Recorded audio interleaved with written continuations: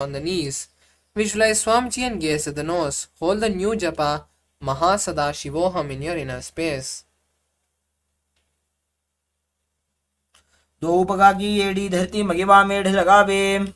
The next asana is Charapata Chokasana. Now bring the soles of the feet together and keep the heels at the perineum. Keep the knees wide as you place the hands on the knees and gently press the knees to the ground. Visualize Swamiji and gaze at the nose as you perform the Uddiyana Bandha. दो भक्तली संपुट धरे आगाने कर jar पसारे घोड़ा भूसो लगदाराशे हाथ दो भू घोड़ा परिदाशे. The next asana is Bhairavasana. Now lift the heels up and bring the toes down.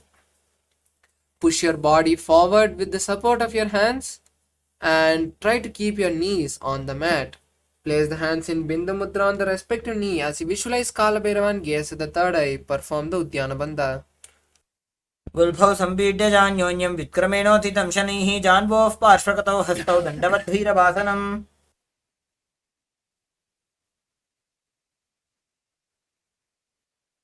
Next asana is Samanasana. Now place one heel at the perineum and raise the opposite heel to the chest. Hold the leg with both the hands as you visualize Swamiji and gaze at the third eye. समानासनमावक्षे सिद्धमन्त्रादि साधनाते कपादमुरो दत्वा गुह्योन्यलिङ्गवक्त्रके. The next asana is Apanasana. Now place the raised leg on the respective shoulder as you stretch the opposite leg towards the sky. Keep the hands by the side and visualize Swamiji. केवलं पादमेकञ्च स्कन्धे चारोपि यत्ततः एकपादेन गगने तिष्ठेत दण्डवत् प्रभो. The next asana is Samanasana on the opposite side. Now place the leg at the perineum and raise the opposite leg to the chest. Hold the leg with both the hands as you visualize Swamiji. समानासनमावक्षे सिद्धमन्त्रादि साधनाते कपादमुरो दत्वा गुह्योन्यलिङ्गवक्त्रके. The next asana is Apanasana. Now place the raised leg on the respective shoulder as you stretch the opposite leg forward. Keep the hands by the side and visualize Swamiji. केवलं पादमेकञ्च स्कन्धे चारोपि यत्ततः एकपादेन गगने तिष्ठेत दण्डवत् प्रभो. The next asana is Gomukasana. Now stack the feet and keep the knees at the center of the body. Place the heels by the hips and hands on the top knee.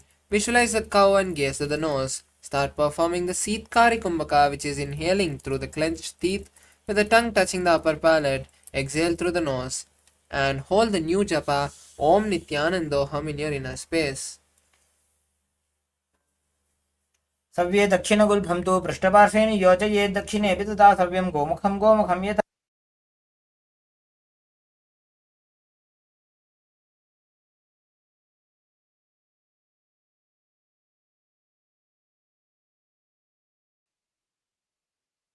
The next asana is Anusuyasana.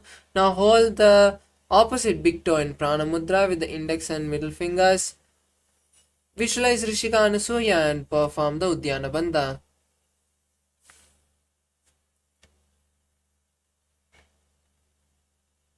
दक्षिण गोड़ों नीचे उठाने बाबों ताके ऊपर आने.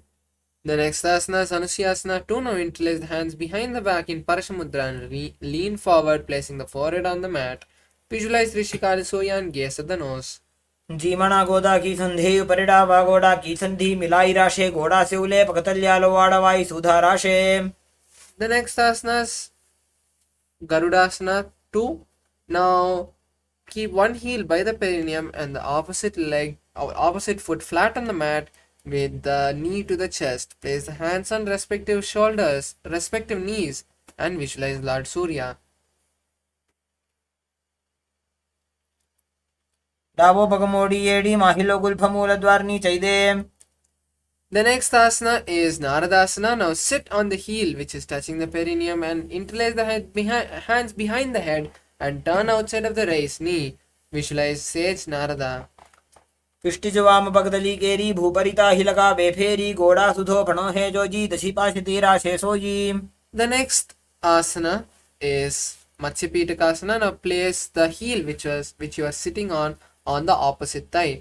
With the hand of that leg, with the respective hand, hold on to the opposite leg and with the other hand hold on to the big toe of the respective leg. Visualize Matsya in your inner space. वामेन वामाङ्गुष्ठन्तो गृहीतं मत्स्यपीठकं योनि वामेन सम्पीड्य मेढ्रादुपरि दक्षिणम्. The next asana is Gomukhasana on the opposite side. Now again cross the legs, stacking the knees at the center of the body with the heels at the side and the palms on the top knee. Visualize the face of the cow and gaze at the nose. सव्ये दक्षिणगुल्भं तु पृष्ठपार्श्वे नियोजयेत् दक्षिणे अपि तथा सव्यं गोमुखं गोमुखं यथा. The next asana is Anusuyasana. Now hold the big toes of the opposite leg with the index and middle fingers in Prana Mudra. Visualize Rishika Anusuya and gaze at the nose. दक्षिण गोडो नीचे उठाने बाहों ताके ऊपर आने. The next asana is Anusuyasana 2. Now interlace the hands behind the back and lean forward, placing the forehead on the mat. Visualize Rishika Anusuya and gaze at the nose.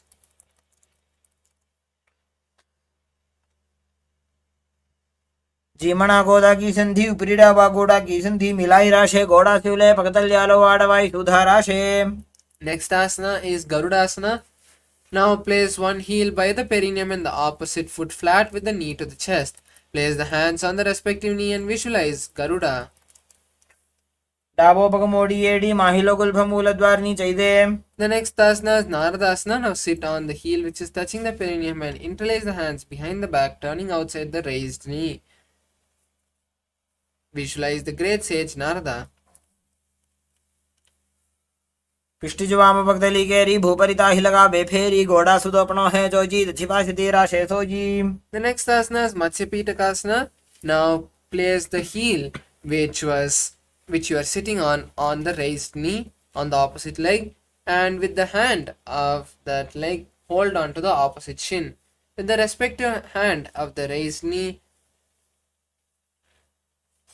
visualize Matsya, the fish avatar of Lord Vishnu. वामेन वामाङ्गुष्ठन्तु गृहीतं मत्स्यपीठकं योनि वामेन सम्पीड्य मेढ्रादुपरि दक्षिणम्. The next asana is Matsyendrasana. Now place one leg on the opposite thigh and bend the knee of the opposite leg. Now twist your body, placing the hands on the opposite knee, placing one hand on the opposite knee and the other behind. As you turn back, gaze at the third eye and visualize the great sage Matsyendranatha.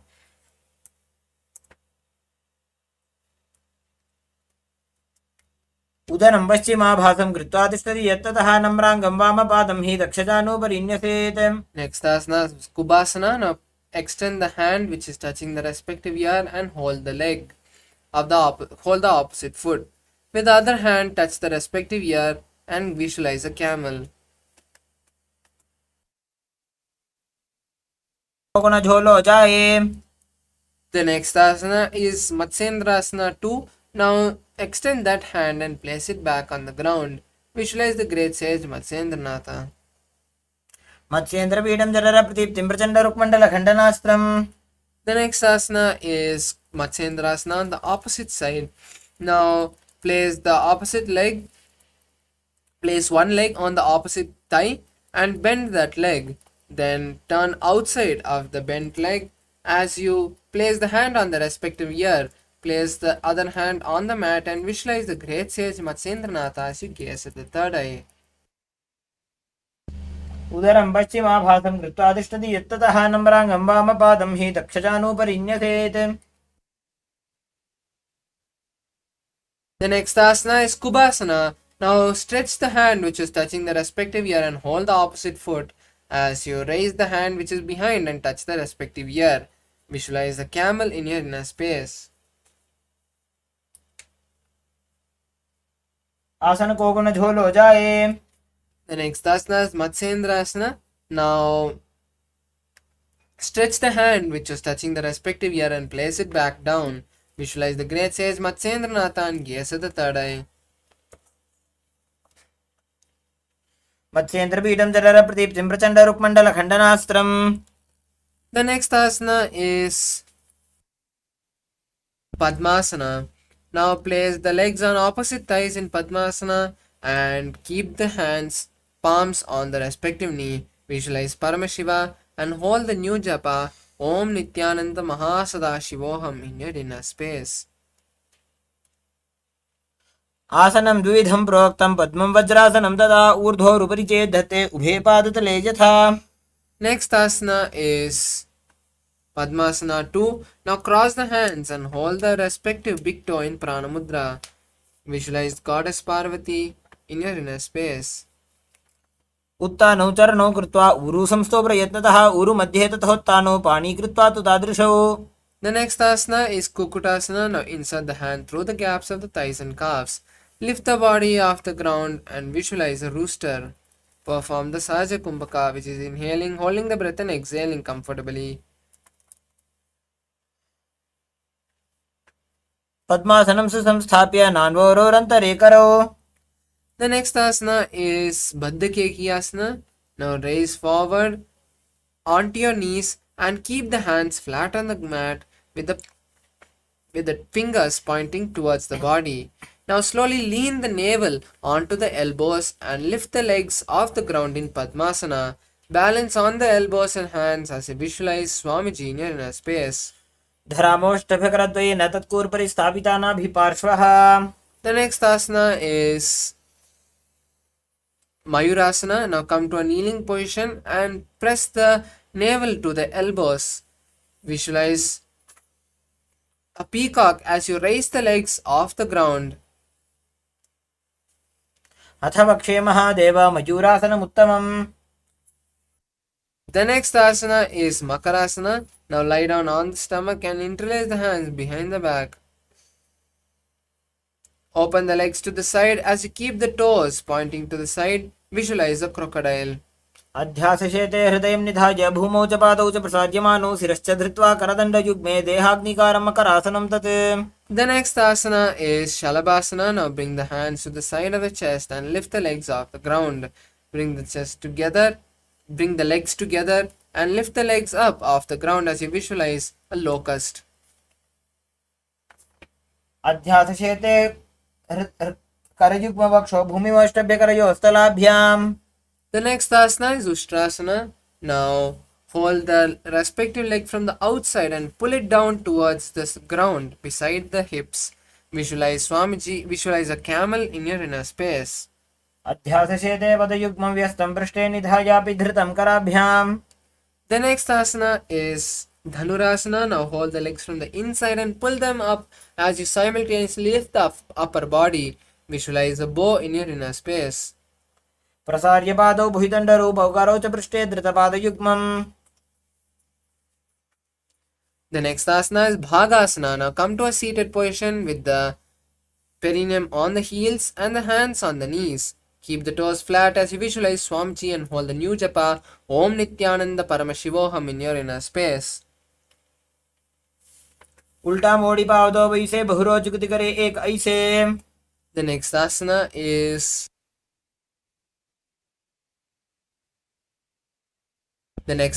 Gohyasana. Now this is an inverted asana, so you can take the support of the wall or a partner if needed. Now place the forearms on the mat and interlace the fingers. Place the crown between the interlaced fingers and lift the legs up. Then keep the knees bent as you visualize Swamiji in your inner space. दो हाथ की कहुनी जोजी पुनः कलाई जाने दो जी. The next asana is Shirsasana. Now straighten the knees as you stretch the legs up. Visualize Swamiji in your inner space. विपरीतं मण्डलं च द्विधैव विदितं हिनः. The next asana is Podhyasana. Now we'll be performing the next few asanas with the intense kumbhaka called Bhastrika Kumbhaka, which is intense exhalations. Now place your hands under the calves and lift the legs up. As you keep the knees straight, place the forehead on the knees. Visualize Swamiji in your inner space. दो हाथ पग बाहर आने गोड़ा तरे का कसी ठाने. The next asana is Harigasana. Now cross your hands behind the back, touching the opposite shoulders, and lift the legs up to a 45-degree angle. Visualize a mace.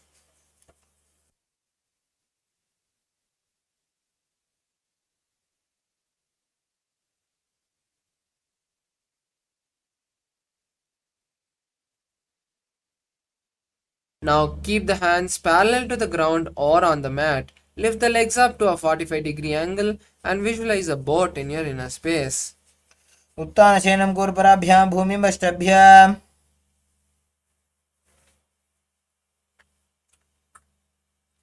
The next asana is Rudrasana. Now bring the soles of the feet together and scoop the hands under the legs and pull them to the chest. Rest the hands on the thighs as you visualize Lord Rudra. पकदली संपुट करी हाथस्य पग उचाजी. The next asana is Unmukha Pitasana. Now lie on your back and keep the feet flat with the knees up. Touch the respective heel as you lift the hips up. Perform the Jalandhara Bandha and visualize Swamiji as you gaze at the nose. ऊर्ध्वे च जानुनी कृत्वा शवित्वोर्ध्वमुखं तथा उत्थाप्य हस्तौ तिष्ठेत्तु पीठ उन्मुखनामके. Now relax completely in Shavasana as you lie on your back with the legs stretched. Keep the hands by your side and intensely visualize Swamiji awakening your Kundalini.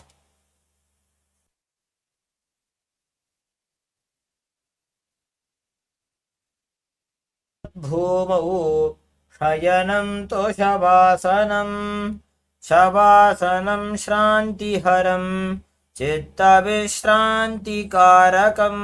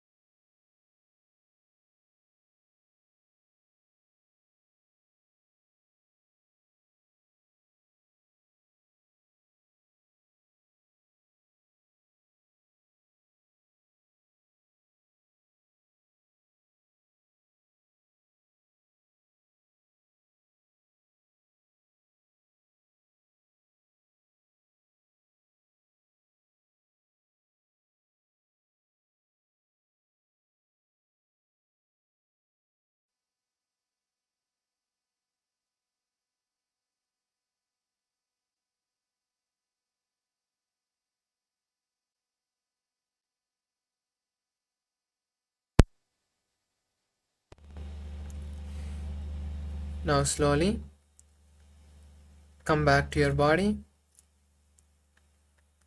Start moving your legs and hands. Bring awareness to all your muscles.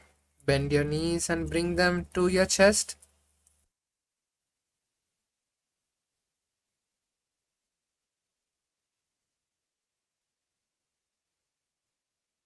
Now rock your legs from side to side. Gain some momentum and rock yourself up into a comfortable seated position. You have beautifully finished the first 108 asanas. Let's now start with the next asana, Yathashanishtasana. Now sit straight and sit in a comfortable position. Keep your hands in Bindu Mudra. Visualize Swamiji and start performing the Samana Kumbhaka for the following asanas, which is inhaling, holding the breath, visualizing the fire in your stomach, and then exhaling. Hold the japa Om Nithyananda Paramashivoham for the rest of the whole sequence. Paryankam tatsamakhyatam yata samstam yatha sthitihi. The next asana is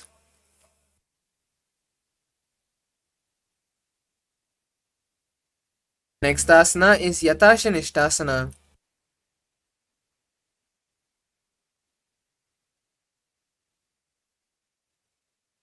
Now come to a cross-leg position. As you continue to keep your hand in Bindu Mudra, visualize Swamiji and gaze at your nose.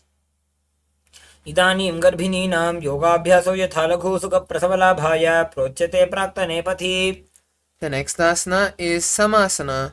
Now come to a cross-leg posture as you place one leg on the opposite thigh.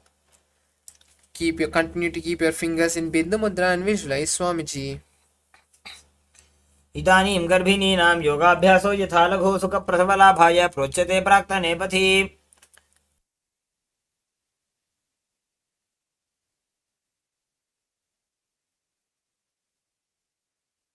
Asana is Muktasana. Now continue to keep the legs in the same posture as you visualize Swamiji and gaze at the nose. निपीड्य सीविनीं सूक्ष्मां दक्षिणेतरगुल्फतः.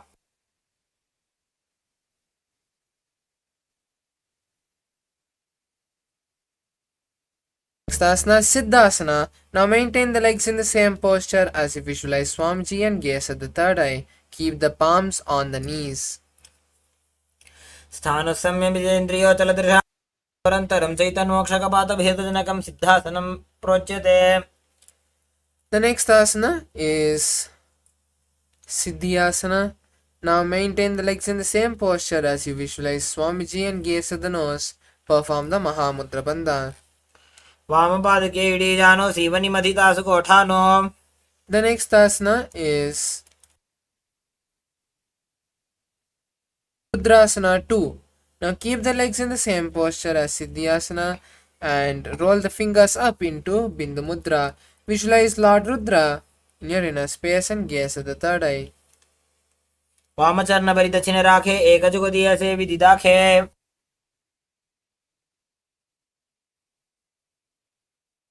The next asana is Santadunasana. Continue to keep the legs in the same posture as you roll your fingers back up into Bindu Mudra, gaze at the nose, and visualize the embodiment of tranquility.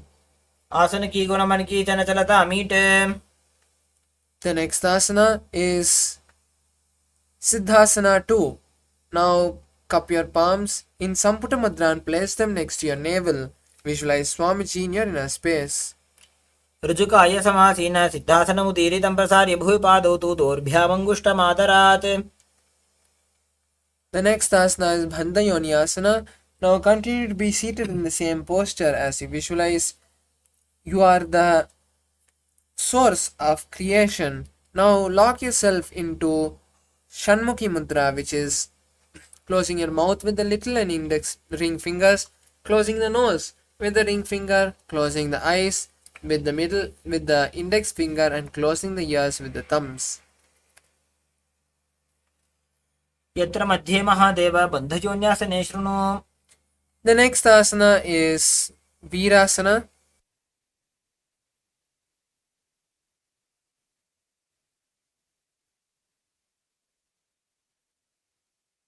Continue to keep the legs in the same posture as you place your hands on the knee in Bindu Mudra.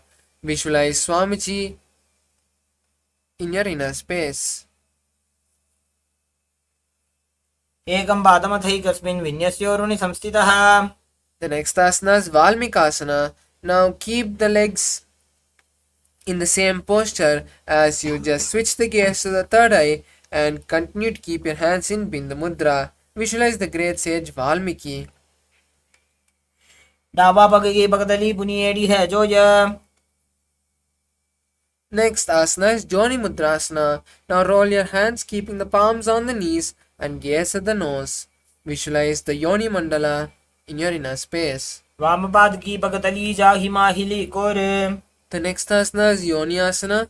Now continue to keep the legs in the same posture as you switch the gaze to the third eye. Visualize the Yoni Mandala in your inner space. योन्यासनं पर्वतेन योगं योगफले नीलं तत्कालफललन्तावत् खेचरो यावदेव हि. Next asana is Bhadrasana. Now bring the soles of the feet together and hold the soles with the hands. Visualize Veerabhadra and gaze at the nose as you perform the Uddiyana Bandha. गुल्फौ च वृषणस्यादः सीवन्त्याः पार्श्वयोः क्षिपेत सव्यगुल्फं तथा सव्ये दक्षगुल्फं तु दक्षिणे. The next asana is Aghorasana. Now place the left hand on the left knee and close the mouth with the right hand.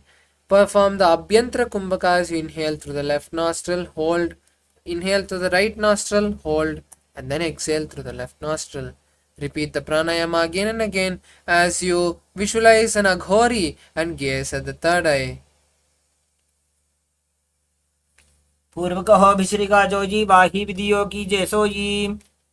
The next asana is Kaneri Pavasana. Now place the elbows on the heels and rest the chins on the fingers. Perform the Uddiyana Bandha and visualize an elephant drinking water. Gaze at the nose. ग्वाली पाव आसन कक्ष्यो है जैसे Yahoo में जाने विधित से. The next asana is Parasana. Now bring the knees together and insert the hand through the thighs and calves. Then interlace the fingers in front of the legs as you lift the legs off the ground. Visualize Swamiji and gaze at the nose. ततोर्ध्वम्रे च येत् वायुं मृदुनिश्वास संयुतम्. The next asana is Gopi Chandasana. Now bring the soles of the feet together and insert the hands and hold the legs with the hands.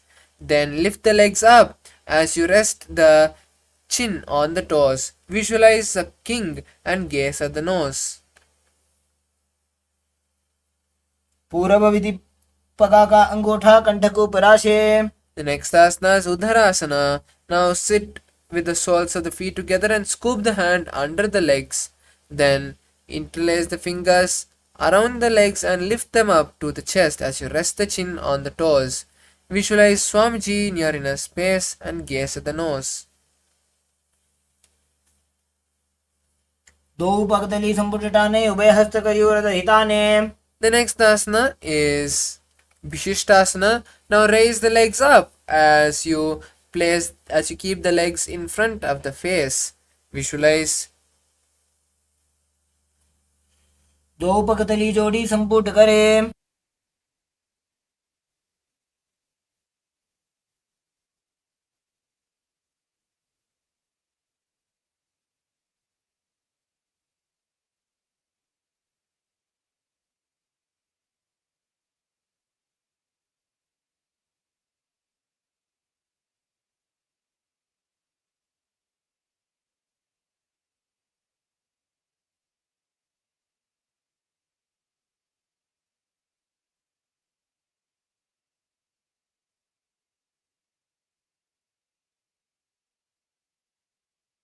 The next asana is Bhujasana. Now raise the legs and place them on the respective shoulder as you rotate the legs from the inside and bring them behind the neck. Try to interlace the fingers as you visualize a cobra. शिरासनं तु विज्ञेयं कक्षासनम् अतः परं ग्रीवासनं च परमं भुजासनमिहोच्यते. The next asana is Kalyanasana. Continue to be in the seated posture as you try to interlace the fingers under the near the lower back, behind the lower back. Visualize a beautiful goddess in your inner space. दो हाथ पगम बीच आने तिनको घोड़ा नीचे ठाने. The next asana is Sankatasana. Now come to a seated position as you sit on one heel and cross that leg with the other leg, keeping the legs heel by the hip. Keep your hands on opposite knees as you visualize a beautiful swan. Start performing the Ujjayi Kumbhaka, which is inhaling and exhaling, making an ocean-like sound. वामपादं चितेर्मूलं संन्यस्तधरणीतले पाददण्डेन याम्येन वेष्टयेद्वामपादकम्. The next asana is Dhenukasana. Now slide the heel from under the hip to the side and keep it by the hip. Visualize a cow and keep the hands on the top knee as you perform the Uddiyana Bandha. अनुषाकीनगरपञ्चडं ऋषीलिन्दकल्यम्नि. Next asana is Machandrasana. Now place one leg on the opposite knee and place the other leg on the opposite thigh. Twist your body and hold on to the opposite thighs as you visualize Swamiji and gaze at the third eye. वामजङ्घभरदशिनटाने वामहस्तपिष्टीति Sahane. The next asana is Machandrasana 2. Now from Machandrasana untwist the body and hold on to opposite legs. Lean down, placing the forehead on the knees as you visualize Swamiji in your inner space. प्रथमजी मनोचरणजोजी वामजङ्घबलिराक्षसोजी. The next asana is Guru Asana. Now interlace the hands and keep them on the top knee. Visualize Swamiji and perform the Mahamudra Bandha. ऊर्मूले इतरपादस्य कनिष्ठिका प्रदेशकुल्भं संस्थाप्य.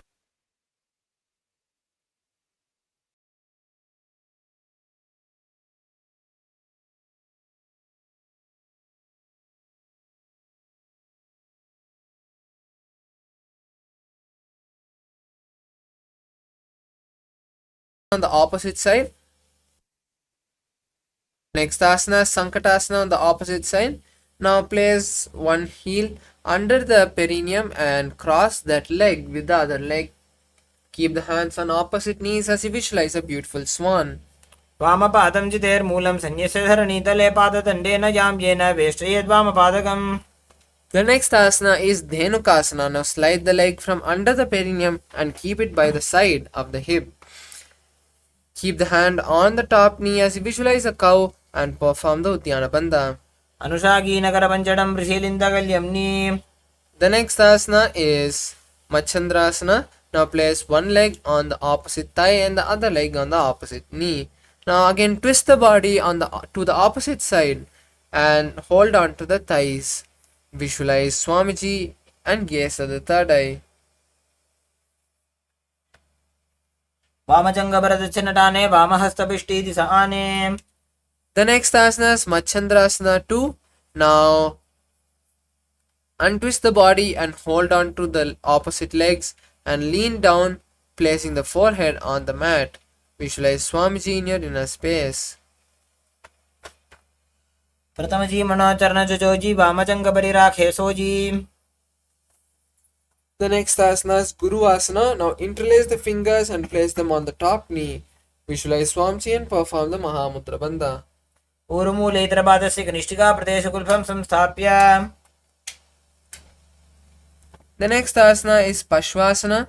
Now bend the knees and bring the thighs to the chest. Hold on to opposite knees with the hands as you visualize Swamiji and gaze at the third eye. Perform the Kechari Mudra, which is rolling the tongue and touching the back of the throat. पादतले भूमौ निधाय जानन्युर्हि निधाय विपरीतहस्ताभ्याम् ऊरुसहितजङ्गे निबध्य. The next asana is Bodhashokasana. Now hold on to opposite wrists and rest the chin between the knees. Visualize being in a bliss abode and gaze at the nose. दोबू भगतली भूपरि धरे कोरमाहिलिये शेकरे. The next asana is Kurakatasana. Now insert the hand under the thighs and calves and hold on to opposite elbows. Visualize Swamiji and gaze at the nose. दो हाथ पग बाहर ल्यावे गोड़ा नीचे ले टहरावे. Next asana is Sumati asana. Now maintain the same posture as you cross the right ankle over the left. Visualize the great sage Sumati and gaze at the nose. मूलद्वारि धरती परिठाने डाबा पग परित चपत आने. The next asana is Dandasana. Now interlace the hands and stretch them above the head, keeping the palms facing outward. Visualize Swamiji and perform the Mahamantra Bandha. इदानीं गर्भिणीनां योगाभ्यासो यथा लघो सुख प्रसवलाभाय प्रोच. Prambhasana. Now lean forward and down, holding the respective big toe and Pranamudra. Visualize Swamiji and place the forehead on the knees. दो पग मिलिवा पसारी पका का अंगूठा पकड़ी लीलाट गोड़ा लगावे. Next asana is Bhidokasana. Now bring the legs wide apart as you bring the soles of the feet also apart from each other. Next, bring the shoulders down and insert the hand under the shins and wrap the legs holding on to the soles. Bring the forehead to the ground as you visualize Swamiji and gaze at the third eye. प्रथम बेसी दो पाव पसारी कछुक उर्द को करोड़ो डारे. Next asana, Jalandhari Pavasana. Now extend, bring the soles of the feet back together and insert the hands underneath the shins. Place the forehead on the soles as you visualize Swamiji and gaze at the nose. दो एड़ी मेली के दीजिए हाथ पसारी. Next asana is Urdhva Paschimottanasana. Now sit with both the legs stretched.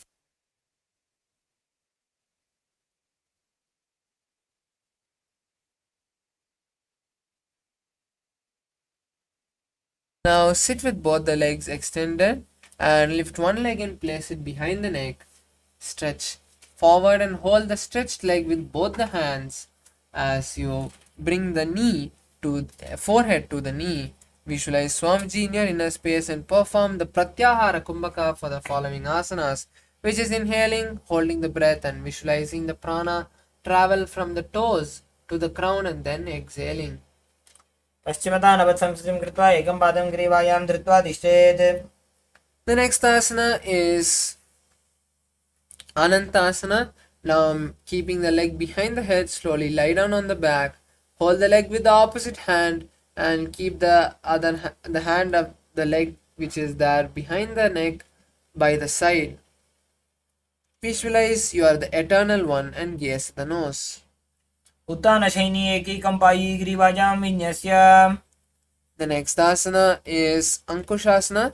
Now rest on the elbow of the hand holding the foot and visualize Swamiji as you gaze at the nose. उत्तानशयित एकैकं पादं ग्रीवायां कुर्वन् नितरहस्तं कर्णमूले स्थापयेत्.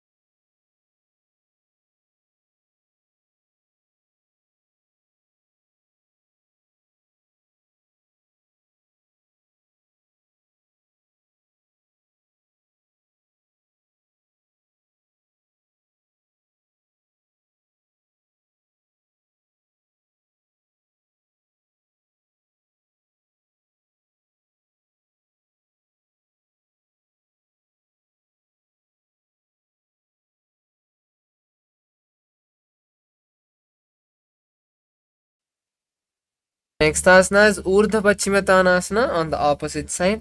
Now place the opposite leg behind the neck As you lean forward, holding the stretched leg with the hands and placing the forehead on the knees, visualize Swamiji in your inner space. पश्चिमता नवत्संस्थितिं कृत्वा एकं पादं ग्रीवायां धृत्वा तिष्ठेत्. The next asana is Anantasana. Now, keeping the leg behind the head, lie on the back, hold the leg with the opposite hand as you visualize you are the eternal one. उत्तानशयने एकैकं Pai ग्रीवायां विन्यस्य. The next asana is Anantasana, Ankushasana. Now roll on to the elbow of the hand, holding the leg as you visualize Swamiji and gaze at the nose. उत्तानशयित एकैकं पादं ग्रीवायां कुर्वन्. Next asana is Yoga Nidrasana. Now lie on the back and place one leg at a time behind the neck.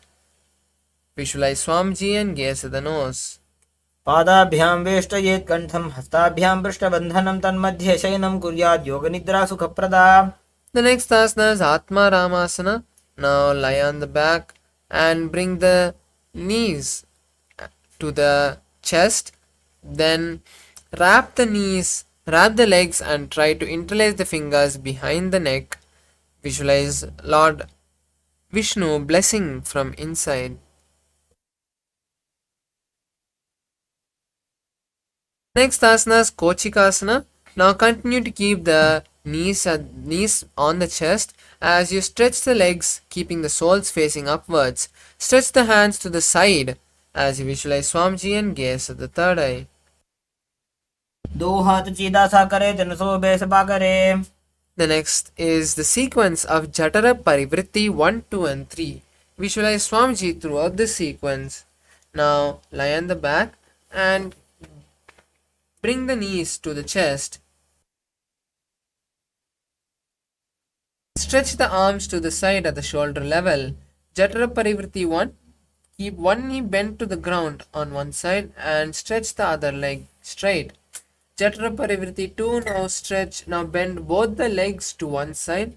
And Jatara Parivritti 3. Stretch the legs to the side as you hold the legs with the hand.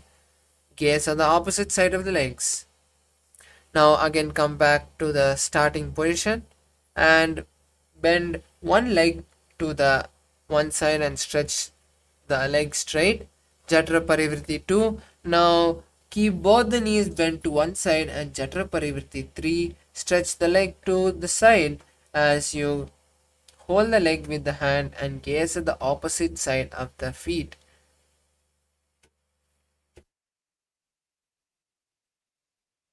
कुक्षे भागे त्रिधा हि परिकीर्तितः बद्धकोणं सुप्तकोणम् ऊर्ध्वकोणमथापि च.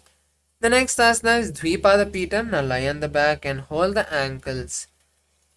Lift the hips up and visualize you are a bridge. Gaze at the nose.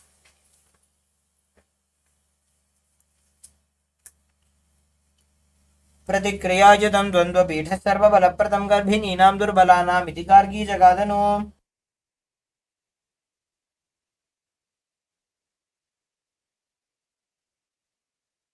The next asana is Paryankasana. Now lie on the back and raise the hands, placing them beside the head with the palms facing towards the body. Now lift the entire body off the mat as you balance on the four limbs. Visualize a stone furniture. उत्तानशयनं हस्ततलाभ्यां भूमिमष्टभ्यः पादतलाभ्यां भूमिं धृत्वा.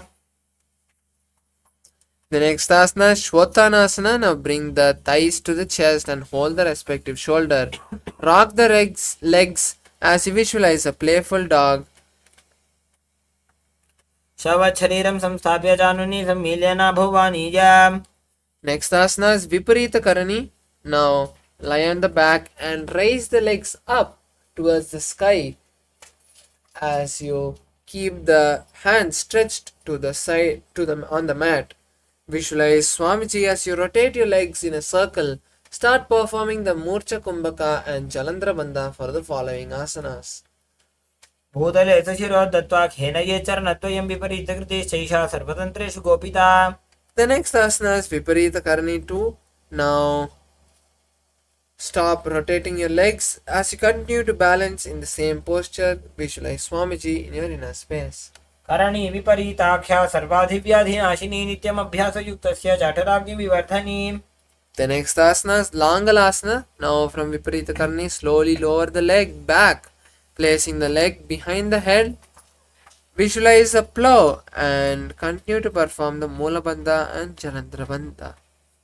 नरकासने स्थित्वा नासिका प्रदेशे भूमौ पादपृष्ठे स्थाप्य.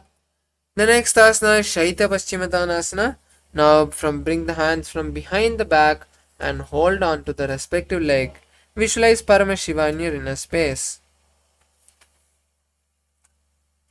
तानं शयित्वात् कुर्वीत शयितपश्चिमतानकम्. The next asana is Supta Konasana. Now slowly open the legs wide apart as you continue to visualize Swamiji in your inner space. परिवृत्ते कुक्षे भागे त्रिधा हि परिकीर्तितः बद्धकोणं सुप्तकोणम् ऊर्ध्वकोणमथापि च. The next asana is Chakrasana. Now bring the legs over the head and keep the toes on the ground. Hold the ankles and keep the knees straight.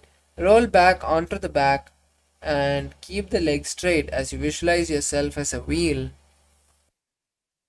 तानं चतुष्पादपीठं वज्रासनं तथा च कोरक्रौञ्च शलभभुजङ्गमपि वृश्चिकम्.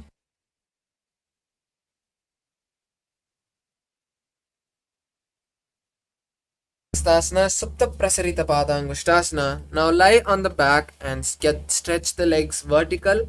Hold the big toes in Pranamudra and open the legs to the side. Visualize Swamiji and start performing the Ujjayi Kumbhaka, which is inhaling and exhaling, making an ocean-like sound.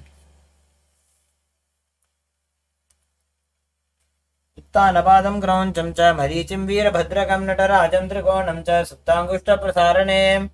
The next asana Supta Padangushtasana. Now bring the legs together and hold them in Pranamudra. Visualize Swamiji in your inner space. उत्तानपादं क्रौञ्चं च मरीचिं वीरभद्रकं नटराजं त्रिकोणं च सुप्ताङ्गुष्ठप्रसारणे. The next asana is Matsyasana. Now lock your legs into Padmasana and rest the legs on the mat. Cross your hands behind the head, holding on to opposite elbows as you visualize Matsya, the fish avatar of Lord Vishnu, and gaze at the nose. मुक्तपद्मासनं कृत्वा उत्तानशयनं चरेत् कूर्पराभ्यां शिरोवेष्ट्य मत्स्यासनं तु रोगः.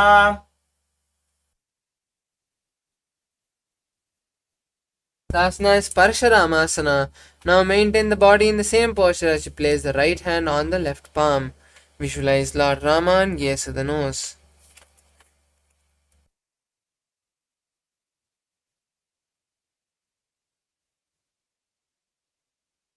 पद्मकरे पद्मासन आचे सुधो सोवे भूपरिपाचे. The next asana is Sarvangasana. Now place the hands under the hips and lift the legs up in Padmasana. Balance as you visualize Swamiji and perform the Murcha Kumbhaka and Jalandhara Bandha. अथवा क्षेत्र संक्षेपात् सर्वांगासनम् उत्तमम्. The next asana is Vrishchikasana. Now lie on the back and place one foot on the opposite thigh. Keep the other leg towards the head and extend both the arms above the head and hook the fingers forward. Visualize a scorpion. प्रथमशयन सूधो शीर्षकेशिकी सन्धि सुदाखे. The next asana is Vrishchikasana on the opposite side. Now switch the position of the feet and keep the legs, hands hooked forward. Visualize a scorpion and gaze at the third eye. प्रथमशयन सूधो शीर्षकेशिकी सन्धि सुदाखे. The next asana is Vrishapada Kshepasana. Now lie on the back and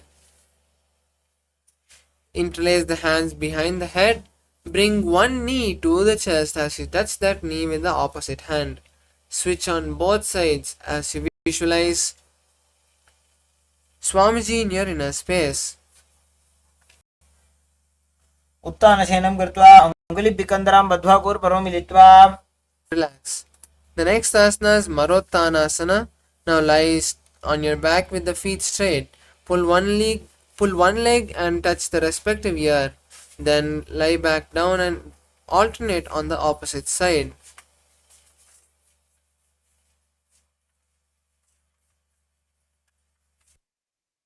संस्थिति कृत्वा जानुद्वयं पर्यायेन कर्णयोः संस्पृशेत्. The next asana is Bhrikasana. Now lie on the back and place the feet flat on the mat. Wake up without any hand support and stand. Then again sit down and lie down. Then repeat this again and again as you visualize a wolf. अथ उत्थानशयनं कृत्वा पादतलाभ्यां भूमिं धृत्वा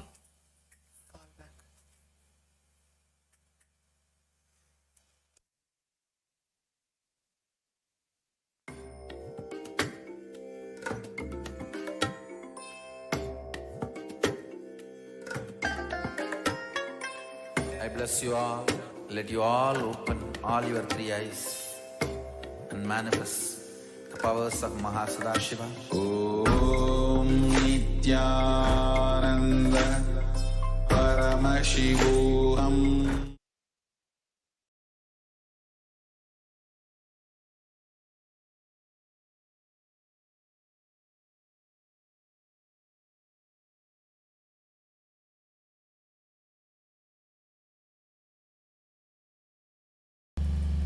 Laying on your back, quickly throw the legs above the head and completely roll over, finishing in a prone position. Repeat the same action again and again, performing Luthasana. उत्थानशयनं पादोहिर उल्लङ्घ्य भूमौ स्थापयित्वा निब्जं भूयाति निब्जं शयनम्. Coming to the next asana, which is the Sarathasana. Lie on your belly with the toes extended behind, hands on the ground by the shoulders.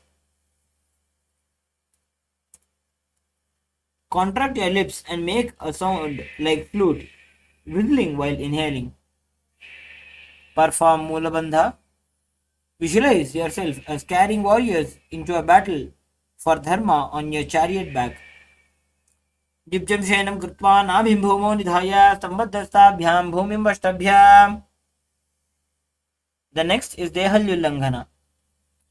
Now, coming into a plank position, jump your legs forward and back between the arms. Engage Mula Bandha and continue to do the japa of Om Nithyananda Paramashivoham. हस्तद्वयं बद्ध्वा तन्मध्ये चरणद्वयम् उड्डानेव बहिरा नीचा अथ नजेत्. The next is Jatyasana. Coming to a standing position, inhale. As you exhale, bend down forward and placing the hands on the mat. Walk back and forth like an elephant, visualizing yourself to be a wise 6-year-old elephant performing the Sahaja Kumbhaka, engaging the Mula Bandha as we perform the Jatyasana. अथ चात्यासनं वक्ष्ये येन चातिस्मरो भवेत् हस्तान्ते भूमौ च गमनम् आगमनं ततः.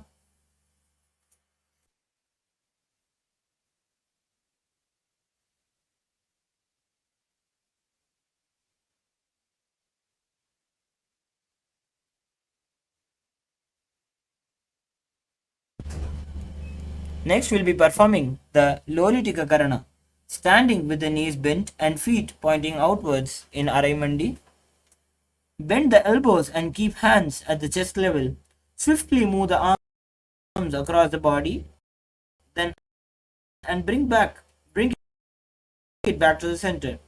Tilt the head back and open the chest up towards the sky, moving all the directions.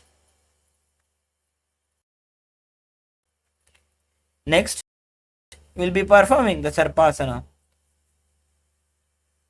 If you have a rope with you, you can tie your feet with the rope and stand erect like a rod, keeping the arms at sides, touching the thighs.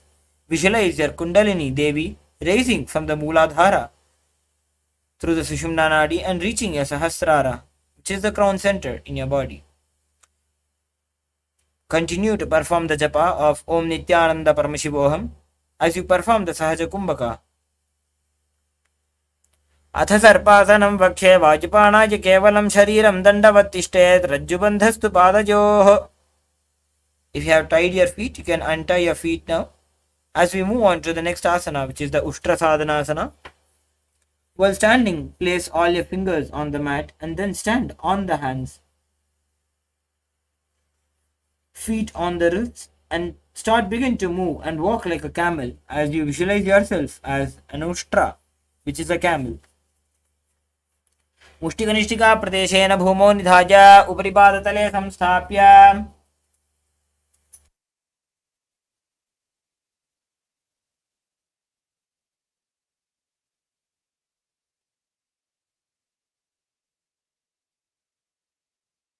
Next, we'll be moving ahead with the Ashvasana, the horse posture. While standing, place all the fingers on the mat and then stand on the hands. Feet on the fists and begin to move and walk like a horse, visualizing ourselves as a horse. मुष्टिकनिष्ठिका प्रदेशेन भूमौ निधाय उपरि पादतले संस्थाप्य. Next, we'll be performing the Kapota Nitakasana.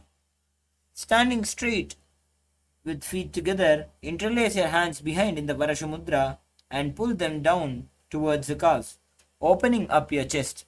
Visualize yourself as a soaring bird diving. Perform the Sahaja Kumbhaka and perform the Mula Bandha as we perform this asana. पादतले भूमौ निधाय पृष्ठभागेन हस्तौ जङ्घापर्यन्तं नीत्वा कपोतनिटकं भवति. The next is the Talapushpaputam Karna. Stand tall with the palms together in Namaskara Mudra. Gently bend the knees and keep the toes pointing outwards. Simultaneously open the palms and raise one heel off the ground, slightly lowering the waist and shoulder of the respective heel, while you are offering a bouquet of flowers to Paramashiva.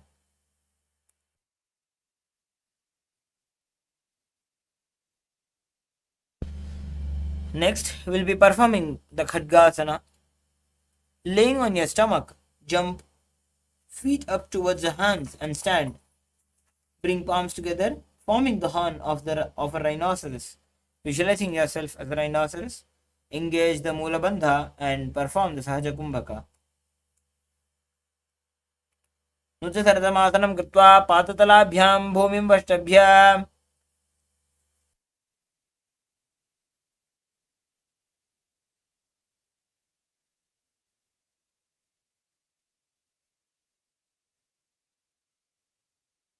The next is the Uttanottanam. Now, you can use weights for intensifying this asana. Sit down all the way or as low as you can to the ground and stand up, performing these squats again and again. Visualize Swamiji in your inner space. पुनः पुनः उत्थातव्यम् असितव्यम् इति उत्थानोत्थानं भवति. The next is the Musalasana. Stand up straight, raise the arms overhead and jump repeatedly. Sarlam sthitva urdham bahu najet varam varam uddanam krutva.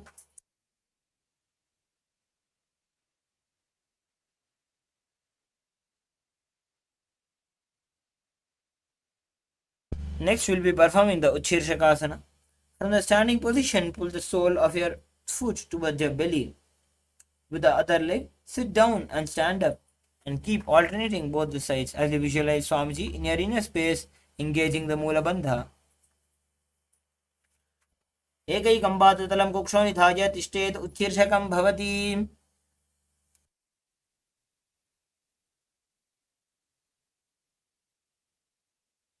The next we will be performing the Parshvajanukarna. Stand and keep one leg slightly bent with the toes pointing to the side. Bend and lift the opposite knees towards your chest, pointing the toes downwards.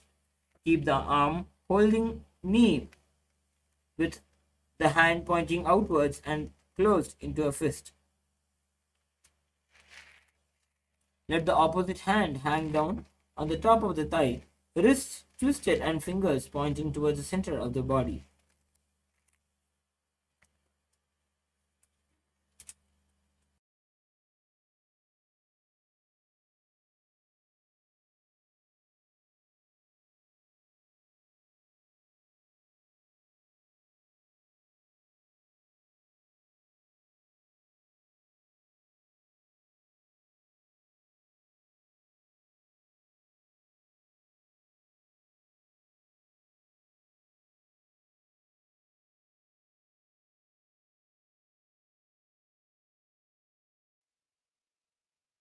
The next asana is Tandavasana.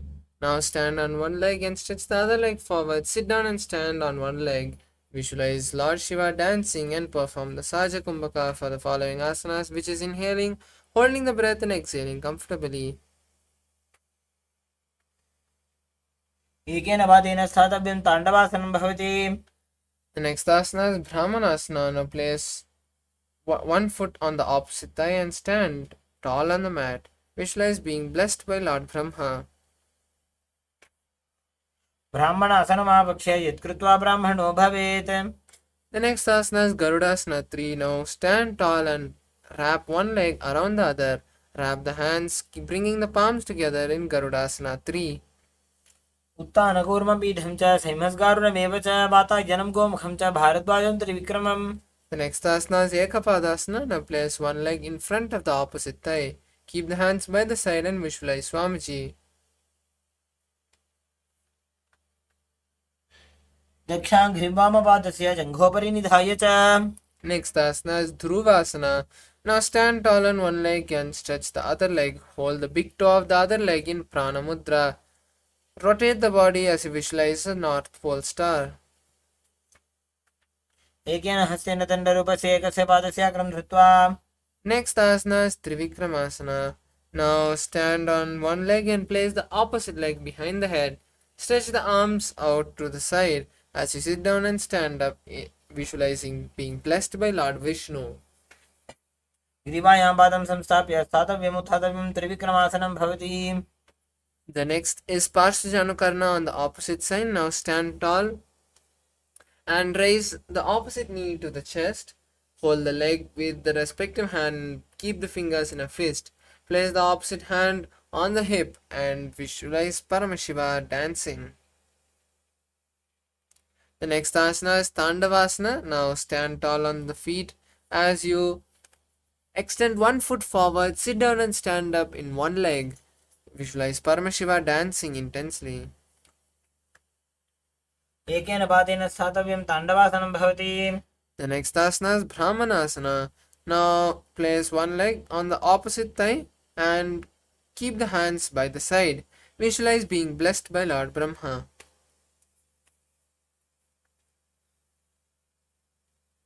ब्राह्मणासनमावक्ष्य यत्कृत्वा ब्राह्मणो भवेत्.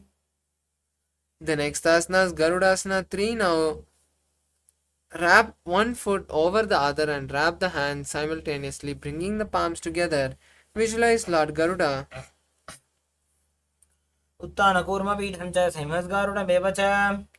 The next asana is Ekapadasana. Now place one leg in front of the opposite thigh and keep the hands by the side. Visualize Swamiji in your inner space. दक्षाङ्घ्रिं वामपादस्य जङ्घोपरि निधाय च.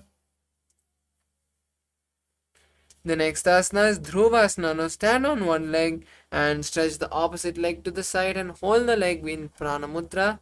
Rotate the body as you visualize a star. एकेन हस्तेन दण्डरूपस्य एकस्य पादस्य अग्रं धृत्वा. Next asana is Trivikramasana. Now stand tall and place one leg behind the neck. Stretch the arms to the side as you sit down and stand. Visualize being blessed by Lord Vishnu. ग्रीवायां पादं संस्थाप्य स्थातव्यम् उत्थातव्यं त्रिविक्रमासनं भवति. The next asana is Samanakakarna. Now stand tall on both the feet as you keep the hands by the side.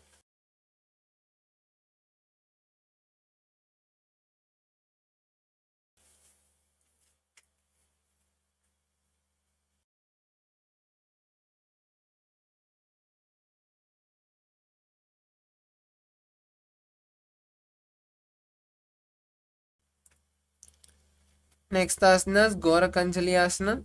Now stand tall and squat as you interlace the fingers and touch the navel. As you start performing the Jivachala Kumbhaka, which is inhaling, visualizing the prana travel all over the body and then exhaling. Visualize the great sage Goraknatha.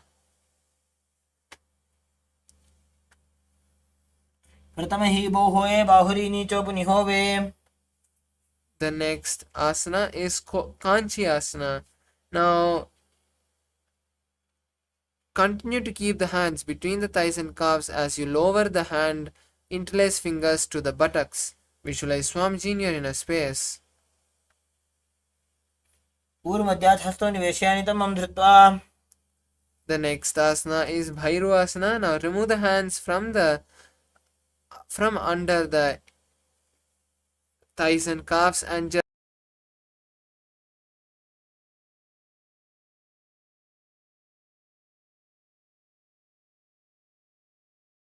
की माहिली को मिलाई फना पानी उकड़ मोड़ वैसे. The next asana is Varahasana. Now squat all the way down and raise the hands up. Then bend the hands backward, bringing the palms behind the head.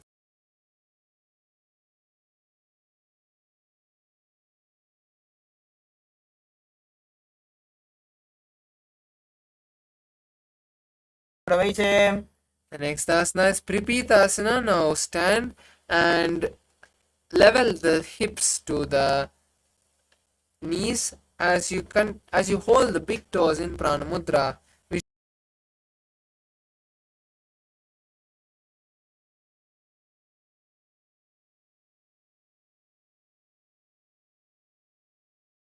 सम्मिल्य स्थित्वा नितम्बं जानुप्रदेश आनीय. The next asana is Bhakasana. Now place the hands on the mat and place the legs on the hands. Lean forward.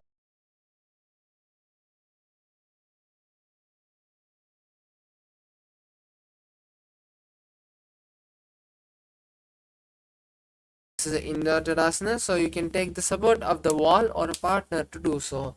Now place the hands on the mat wide apart and place the crown on the ground, making a triangle between the hands and head. Then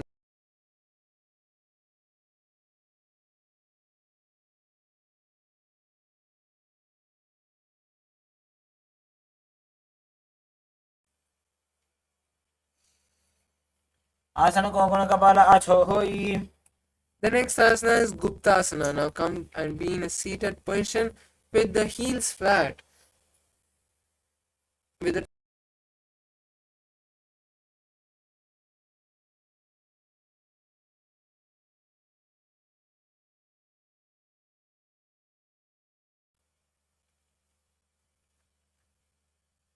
जानूर्वोरन्तरे पादौ कृत्वा पादौ च गोपयेत्. The next asana is Vrikshasana too. This is also an inverted asana, so you can take the support.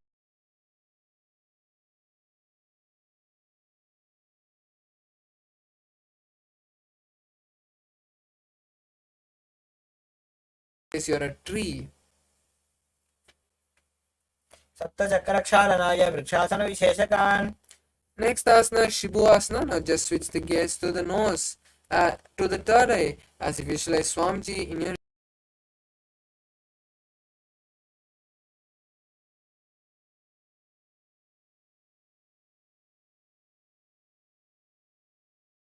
and then raise back up in a plank position. Repeat it again and again like in push-ups as you visualize a fish.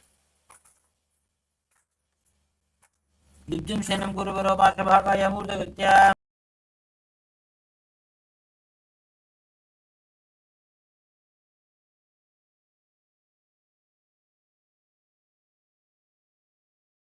Ground and move from side to side. Visualize a snake in your inner space. दिव्यं शयनं कृत्वा हस्तौ नितम्बं संस्थाप्य.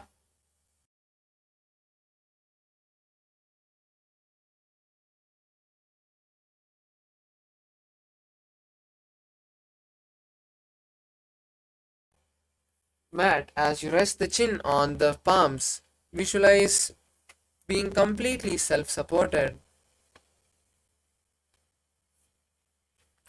कराभ्यां पङ्कजं कृत्वा तिष्ठेत् गुरुपर्यासु.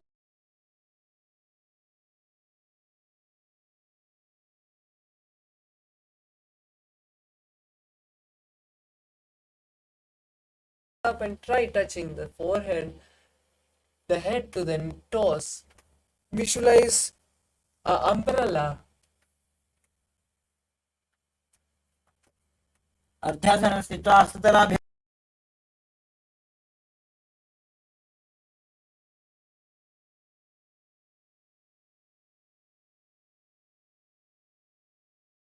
Now place the hands forward and then the forehead on the mat. Visualize a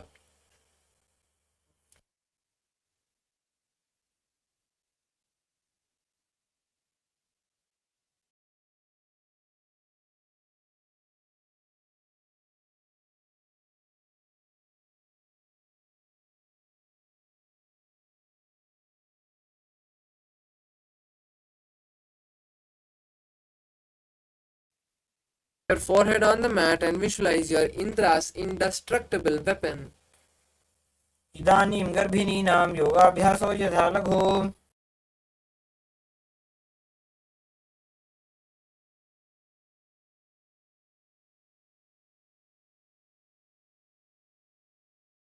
Guys, you are a powerful ram.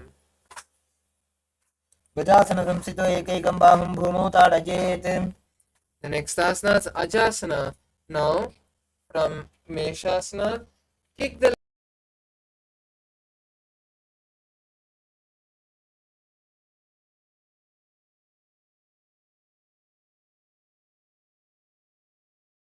गजासन संस्थितो पादद्वयमन्तराळे कृत्य relax. The next asana is Dhanantarasana. Now sit on the heels with the toes flat. Pull the legs to the peri.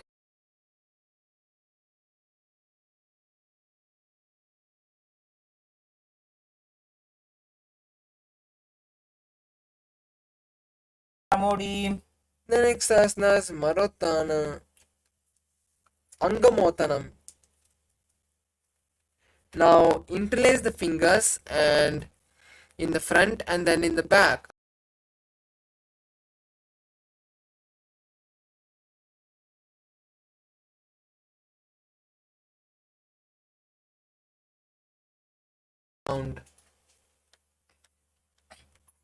हस्तयोः अङ्गुले बद्ध्वा हस्तयोर्मध्यात् सर्वाङ्गं निष्कासयित्वा.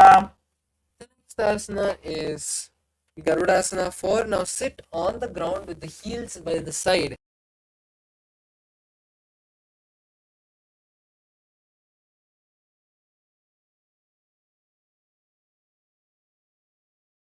जानु परिकरद्वन्द्व गरुडासनमुच्यते.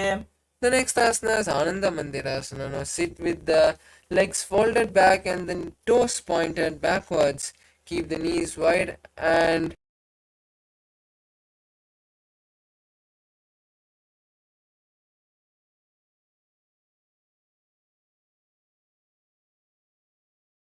क्षेवीरनाथ आनन्दमन्दिरासनम्. the next asana is Mandukasana 2.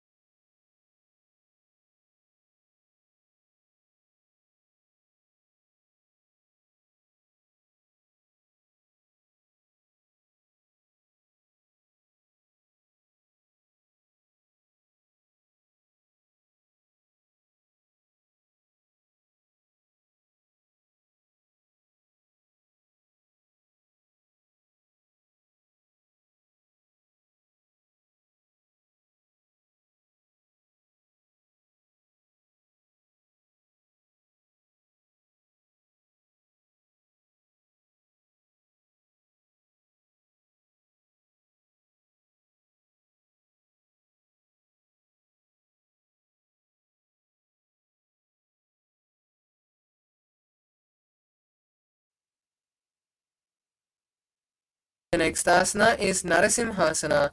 Now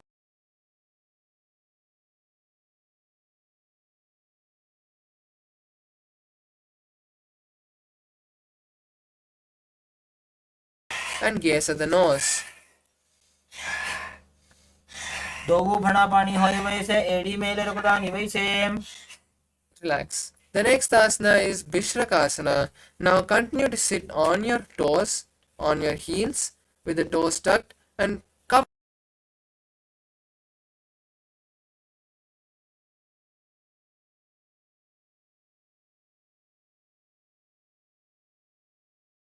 exhale through the mouth. Visualize Durga and gaze at the nose. दो बगा की AD Joji घोड़ा फनवान पुनी होई. The next asana is Makadasana. Now continue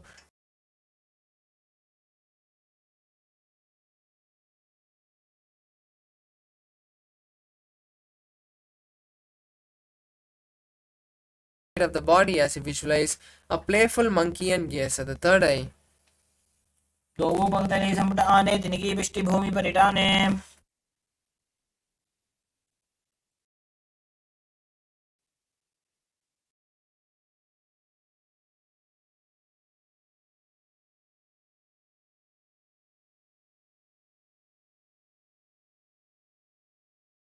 Visualize a diamond in your inner space. प्रथम पणा पानी होय वैसे दोगु एडी गुदानी वैसे. The next asana is Khanjarasana. Now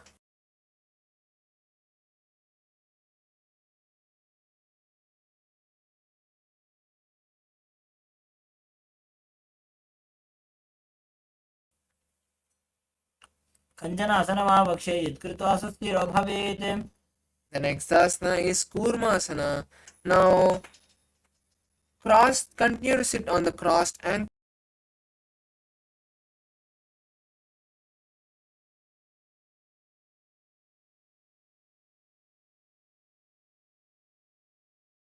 कायशिरो ग्रीवं कूर्मासनमितीरितम्.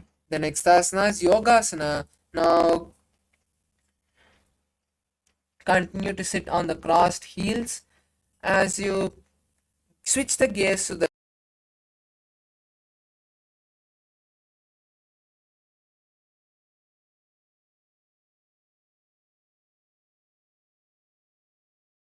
विदुः.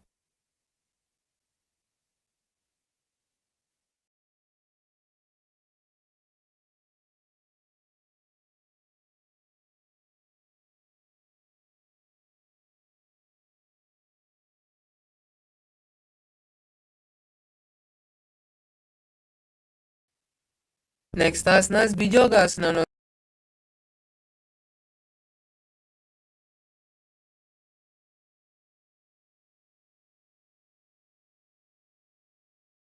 and gaze at the third eye. घोड़ा वामो उबो होई घोड़ा आड़ा राखे दोई. Asana. Next asana is Ushtrasana 2. Now in a kneeling position,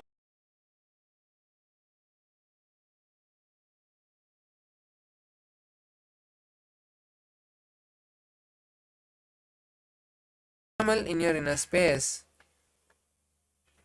मेरुदण्डग्रन्थिदाढ्य संविपातै शुप्पमान् कपोतोष्टासनाभ्यासः कुर्यान्वितहिताशनः.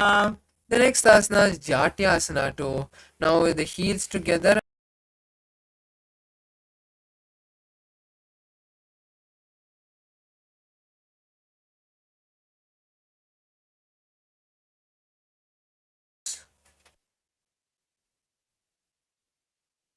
Dogu एडी संपुट करे सोले मूलद्वारि धरिधरे. Next asana is Viratasana.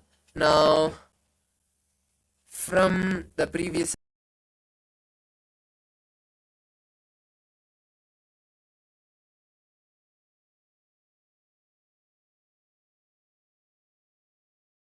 if needed. तिङ्गावृष्टिभूमोनिदाय जङ्गोत्रयोः ऊर्णि संस्थाप्य. The next asana is Kapotasana.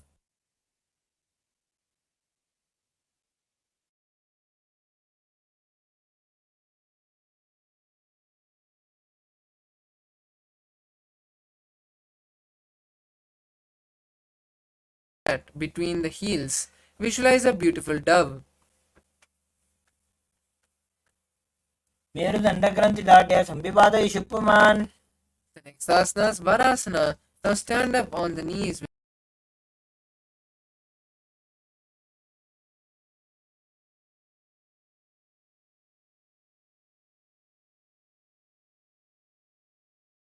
भूमौ संस्थाप्य हस्ताभ्यां बाहु परस्परं धृत्वा. The next asana is Varahasana 2. Now keep the knees together and toes tucked. Lean forward and bring the elbows to the mat. Keep the hands on the head.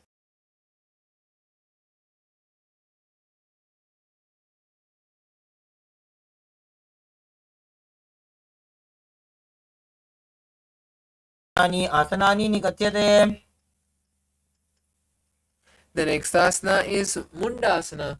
Now, this is an inverted asana, so you can take the support of the wall.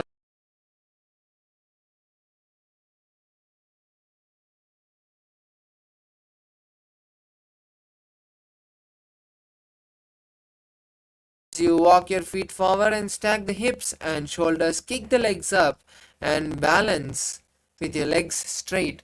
Visualize a lopped tree and gaze at the nose as you perform the Saja Kumbhaka, which is inhale.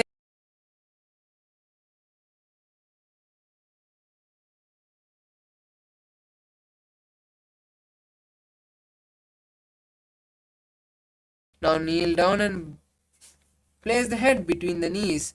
Keep the elbows by the side of the knees and hold the head. Visualize Swamchi and gaze at the nose.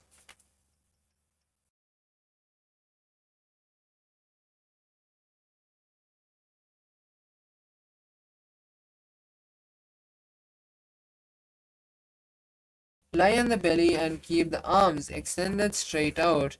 Lift the thighs and chest as you stretch the arms forward and lift them also off the ground. Visualize a locust.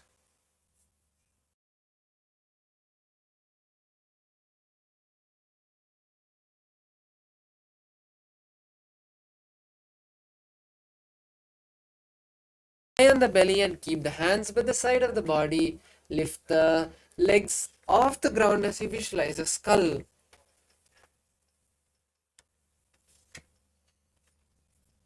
कपालं भूमौ निधाय.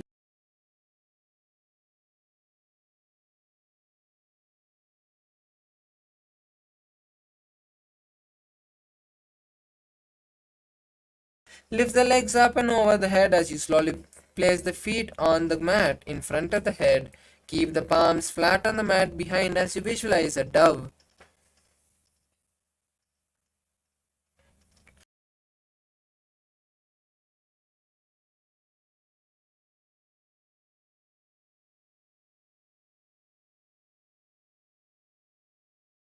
Heels with the toes flat. Place the forearms on the mat and visualize a sparrow. पूर्वपर्यन्तो हस्तो धरामो वैष्णभ्याम्. The next asana is Vrishchikasana 2. Now kneel.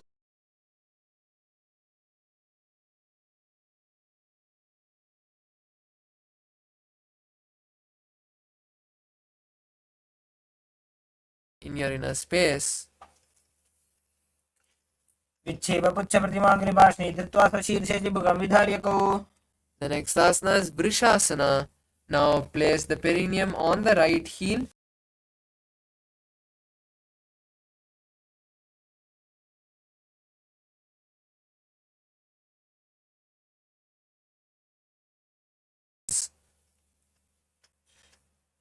Yame गुल्फे पादमूले वामभागे पदेतरम्. Next asana is Lolasanam. Now, from a kneeling position, place the hand.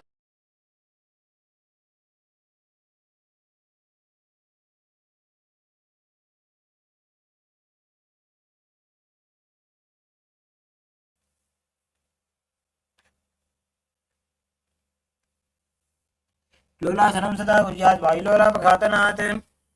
The next asana is Vrishasana.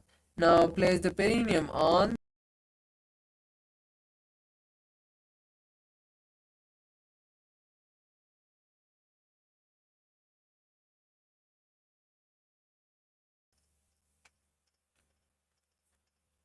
याम्य गुल्फे पादमूले वामभागे पदेतरम्. The next asana is Balagunasana. Now place one put on the ground.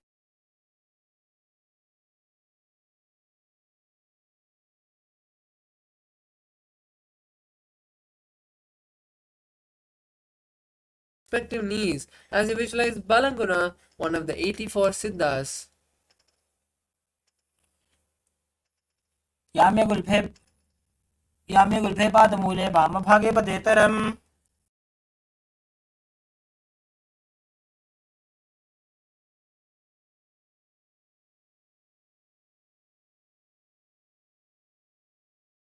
Planet Earth. पादतले भूमौ निधाय. The next asana is Balagunasana on the opposite side.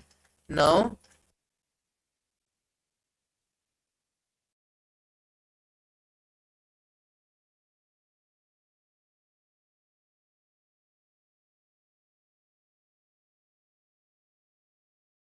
the mat. Place the hands on respective knees as you visualize Balanguna, one of the 84 Siddhas. प्रथम पना पानी होए जैसे दो वो एड़ी गुदानी वैसे.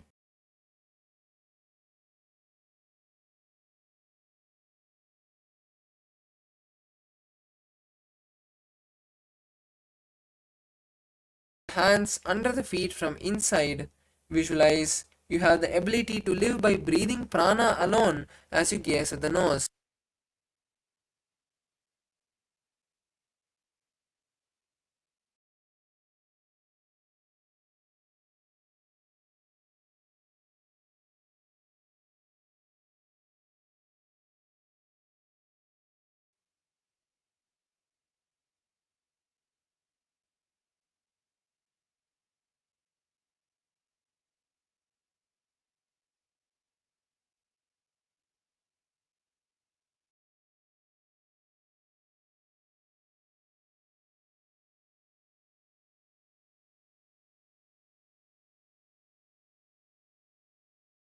Off the mat. Place the perineum on the heels and the hand on the respective knee. Visualize Swamiji in your inner space and continue to perform the Antaranga Kumbhaka. युजास्पिजोस्तीयत ऊर्वजान यत्रासने पादतलद्वयो.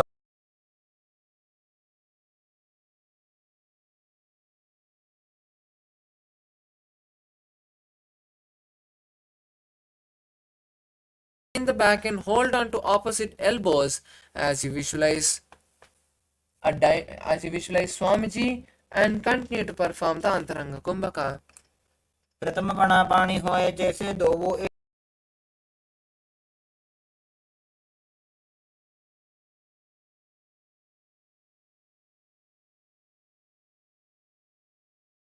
with the palms facing down. Visualize Swamiji and gaze at the third eye. दो हाथ भूमि पर टाने कौनी जाड़ी ना भी लगाने. The next asana is Padukasana.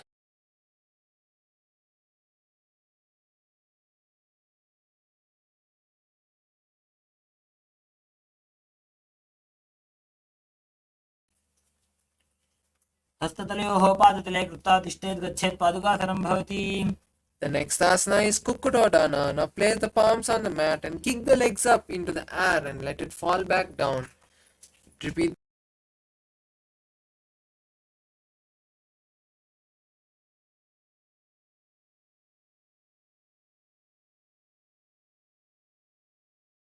Place the hands on the mat and raise the legs up into a handstand. Move around on two hands, dancing as you visualize yourself free from all patterns. Perform the Saja Kumbhaka. हस्ततला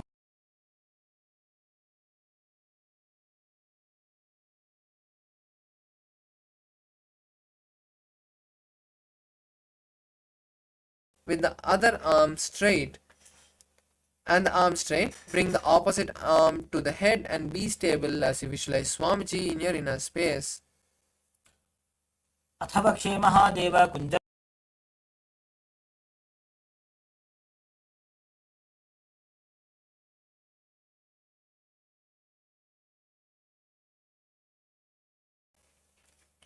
अथ वक्षे Mahadev कुञ्जरासनमुत्तमम्. The next asana is Kadambasana. Now come to a squatting position and hold on to the respective ankles. Lift the heels off the ground.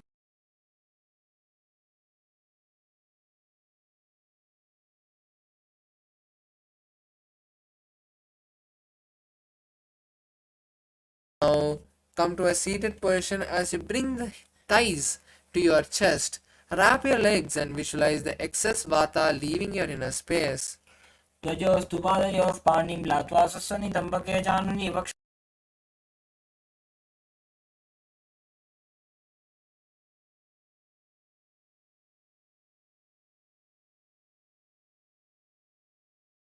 Leg up with the knee straight as you lift the entire body off the ground. Keep the chin up as visualize the powerful source of energy. पूर्वतानं Chatushpada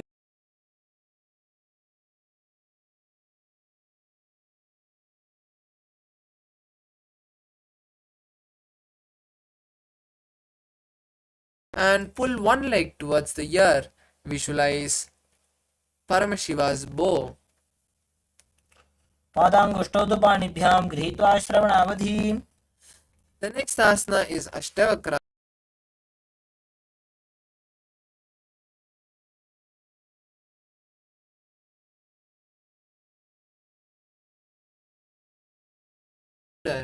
Then lean forward as you lift the legs off the ground, stretching them to the side, and bring the body down. Visualize a flying crane.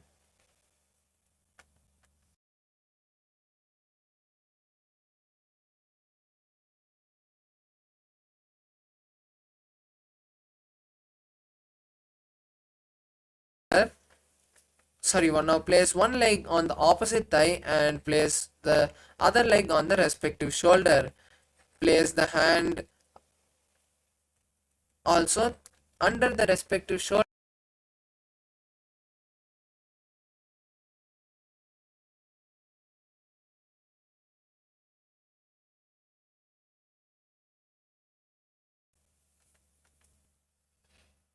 एतत् प्रभेदं वक्ष्यामि करोति यस्य चामरः. The next asana is Paramaśiva. Now place one foot on the root of the opposite thigh.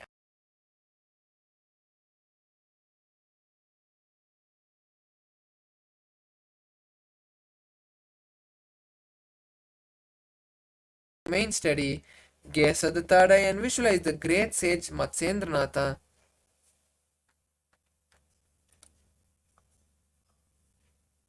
वामोरुमूलार्पितदक्षपादो जान्वो बहिर्वेष्टितदक्षदश्च.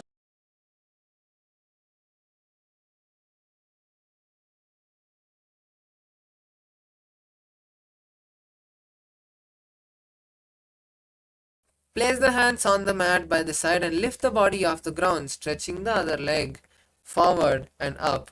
Visualize that you are the powerful source of energy.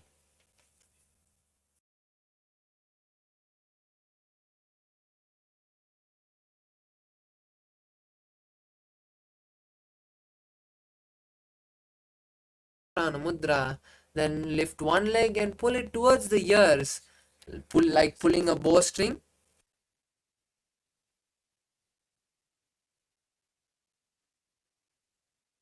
Visualize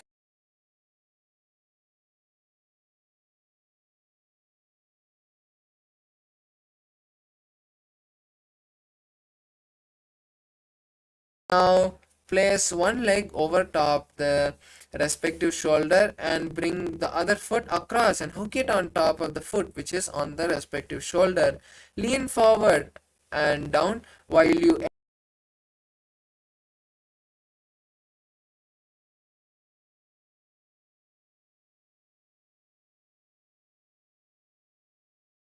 ऊर्ध्वकुक्कुटमेव च. The next asana is Pranasana. Now place one foot on the opposite thigh and place the shoulder underneath that leg with the hand straight.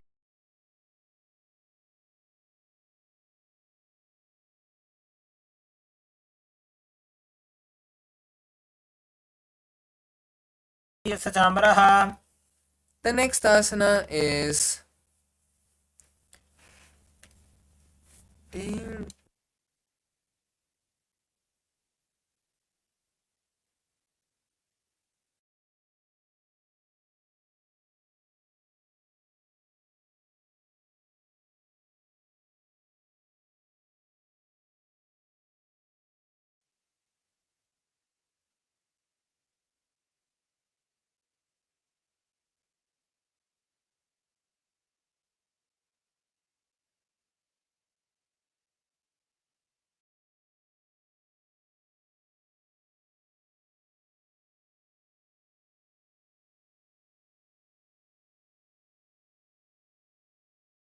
At the root of the opposite thigh and place the other leg by the side of the opposite leg. Hold the hands and twist the body as you remain steady and visualize the great sage Matsyendranatha and gaze at the third eye.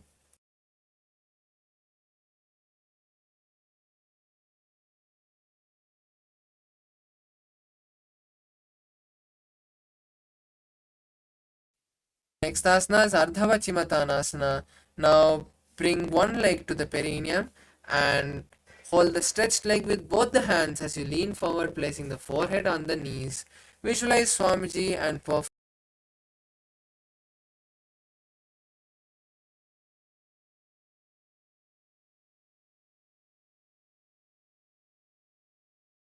next asana is Kraunchasana. Now place the ankles outside of the hip and hold the sole of the stretched leg as you raise the leg up. Place making it vertical.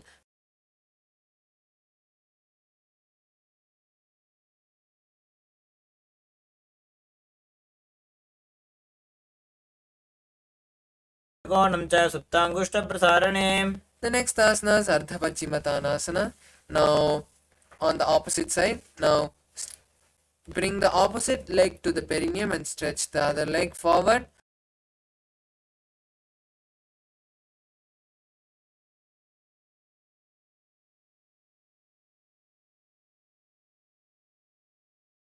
Vidya. The next asana is Kraunchasana on the opposite side. Now keep the ankle by outside of the hip and hold the sole of the other foot. Raise the leg vertical and place the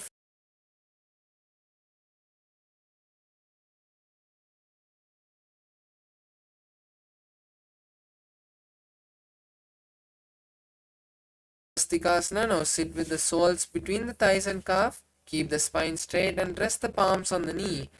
Visualize good fortune, prosperity, and peace as you gaze at the nose.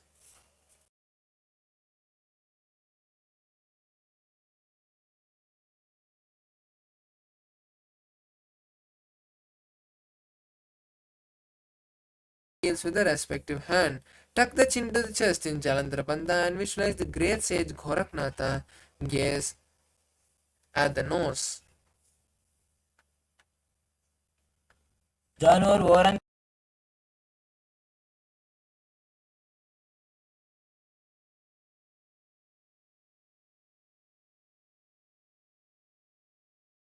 Keep the legs in the same posture as you perform the Shanmukhi Mudra, visualizing Swamiji and gazing at the third eye. Now, lock the mouth with the ring and little finger.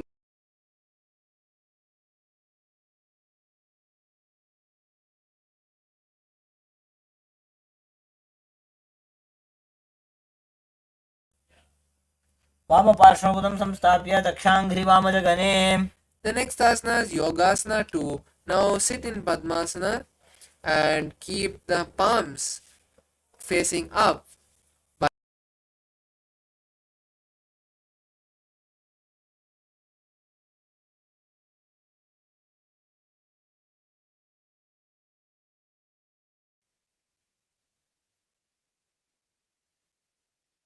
The tongue behind the teeth and the mouth contracted.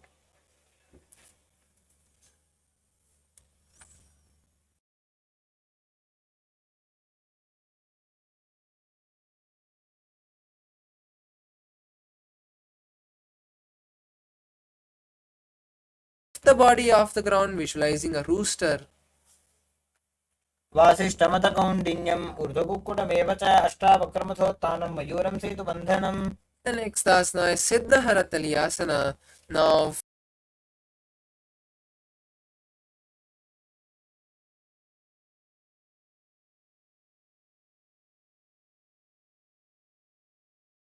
as you visualize Swamiji and gaze at the nose.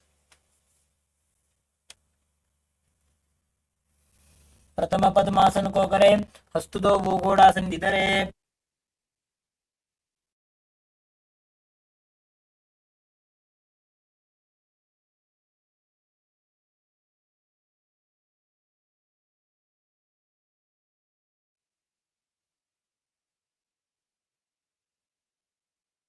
The next asana is Hamsasana.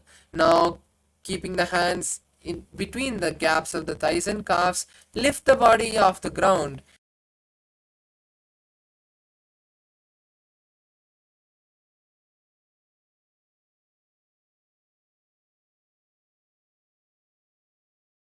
Now, insert the hands through the gap of the thighs and calves and lift the body forward, placing the forehead on the mat and lifting the back of the body up. Insert the hands and interlace the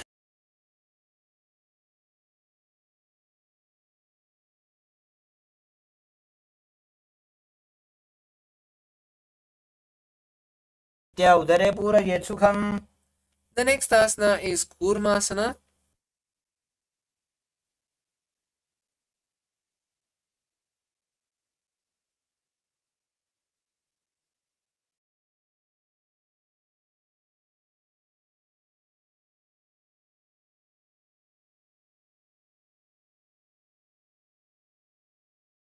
On the buttocks. Visualize a tortoise and continue to perform the Kakachanchukumbaka. By जंग पर दक्षिण बावा, दाई जंग पर by ल्यावा.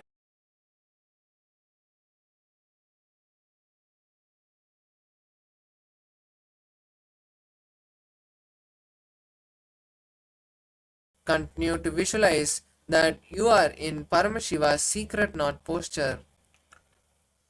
अथ भक्ष्ये नीलकण्ठ ग्रन्थिभेदासनं शुभम्. The next asana is Uttana Kurmasana. Now keep main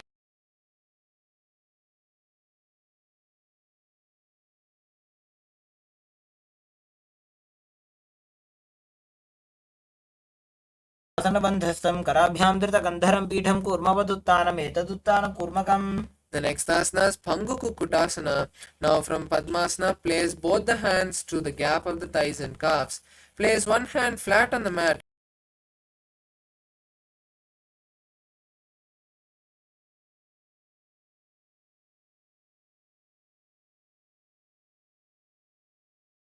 कुक्कुटासनं स्थित्वा एकेन हस्तेन अन्यस्य मणिबन्धं धृत्वा. The next asana is Pangu Kukutasana on the opposite side. Now lift the body off the ground on the opposite hand as you hold the wrist.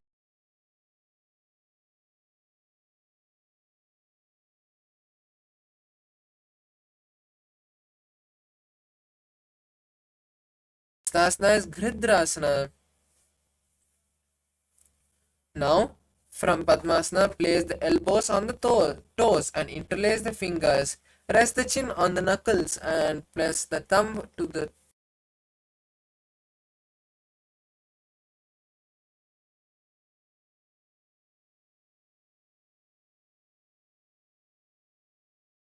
The next asana is Padmasana 3.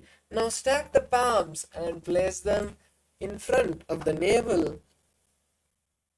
Visualize Swamiji and gaze at the nose as you perform the Mahamudra Bandha.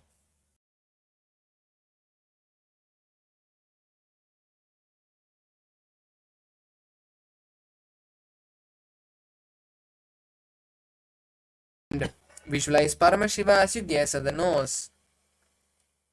एतत् पद्मासनं कुर्यात् प्राणवायुप्रसिद्धये शुभासनं सदा ध्यायेत् पूरयित्वा पुनः पुनः. The next asana is Karmukasana 2.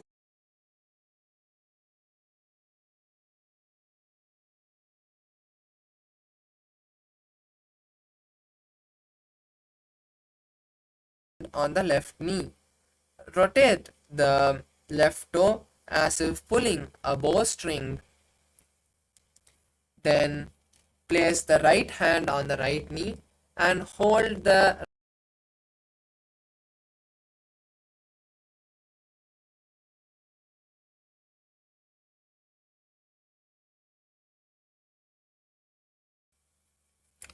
अथान्यासनमावक्ष्य योगपूरकरक्षणात् कृत्वा पद्मासनं पाद अङ्गुष्ठजङ्घयो स्थितम्. The next asana is Karmukasana 3. Now from Padmasana, cross the arms behind the back and hold.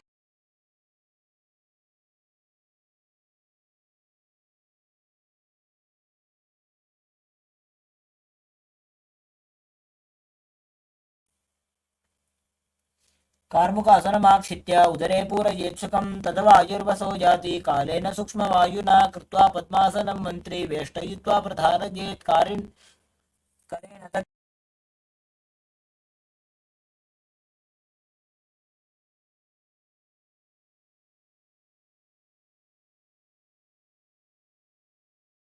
Switch the gaze to the third eye. ऊरुभ्यामुपरि स्थाप्य पादयुग्मं प्रयत्नतः दक्षिणं सव्यदेशे च सव्यं दक्षिणदेशके. The next asana is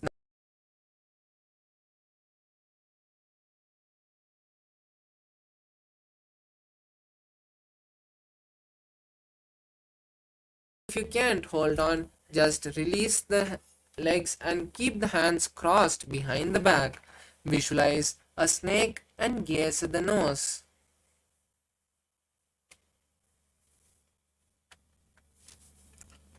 प्रथम पद्मासन कोठाने दो हाथ पाछाने आने.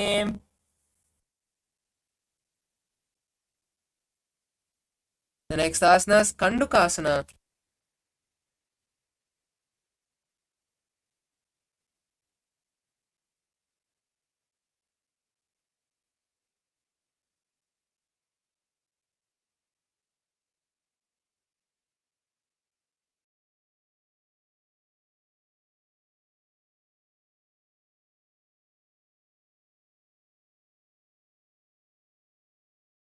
The legs from Padmasana and bend the knees and bring the thighs to the chest. Wrap the legs and visualize a ball as you perform the Saja Kumbhaka, inhaling and exhaling comfortably. नेत्रासने स्थित्वा हस्तपादान् निष्कुष्य ऊर्ध्वं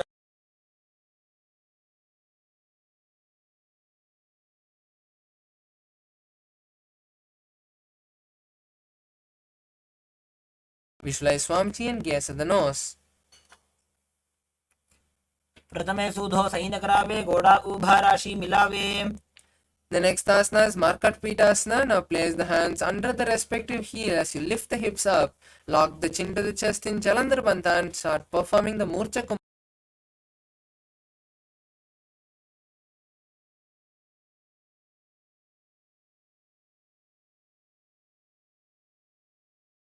Shiki Pitakasana. Now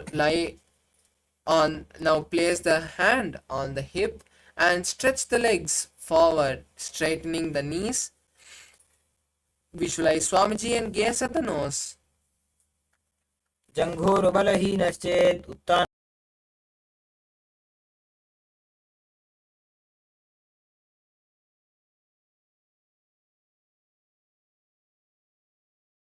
Up. Place the hands on the mat if you can or on the back for support if you need. Visualize blissfully traveling through hell. ग्रीवाकण्ठेन भूमिं विष्टम्भ पादाग्रद्वयम् ऊर्ध्वमुन्नयेत्. The next asana is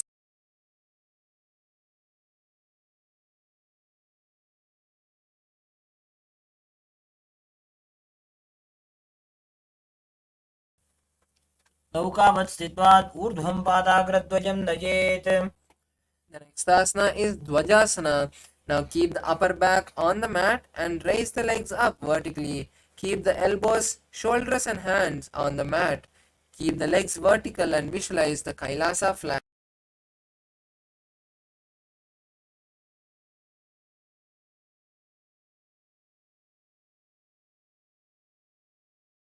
The body in Vritasana. Stretch the legs. Keep the hands by the side with the palms facing up. Completely unclutch from the body, from the legs, from the thighs, from the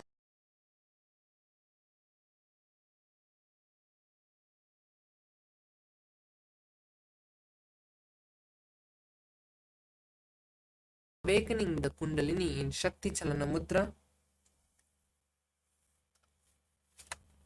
Hold the Mahavakya alone in your inner space to keep yourself unclutched.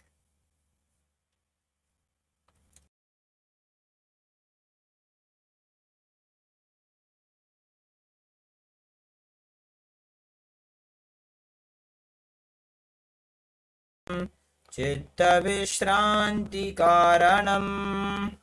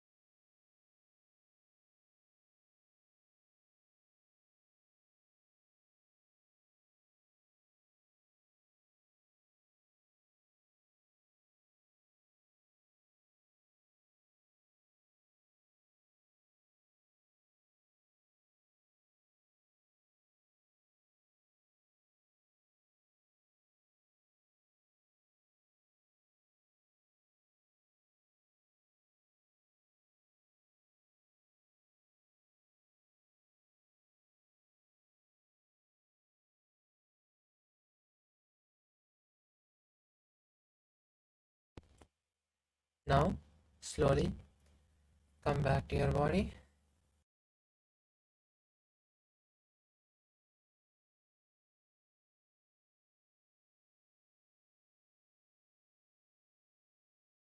Slowly see every muscle in your body coming back. Your hands, your legs, your upper body, your head. Slowly bend your knees and bring your thighs to the chest. Wrap your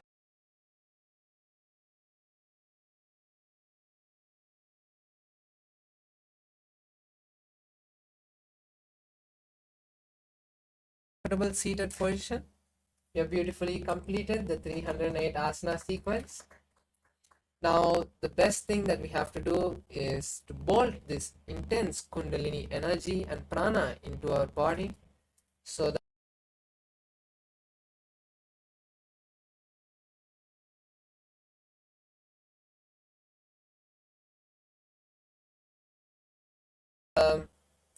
Purna Mantra, quickly grab an eye band and a piece of paper or your device so that you can write down what you see. And after the power manifestation, you can go and get refreshed.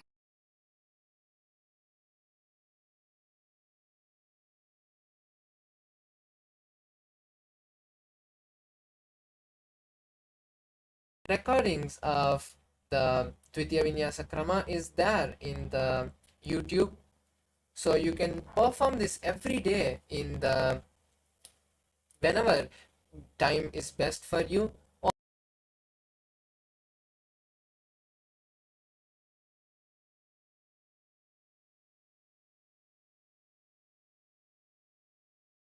Vinyasa Krama, or if you can, best will be the Dvitiya Vinyasa Krama. I encourage all the participants to perform the yoga in the morning, as that is one of the most beautiful revelations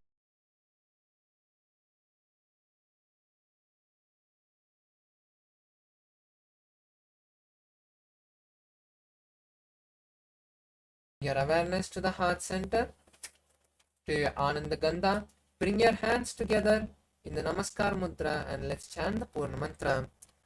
Om Purnamadav Purnamidam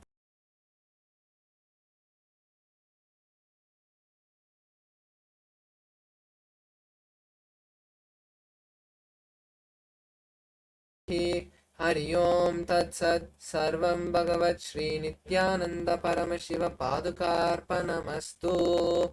Om Nithyanandam.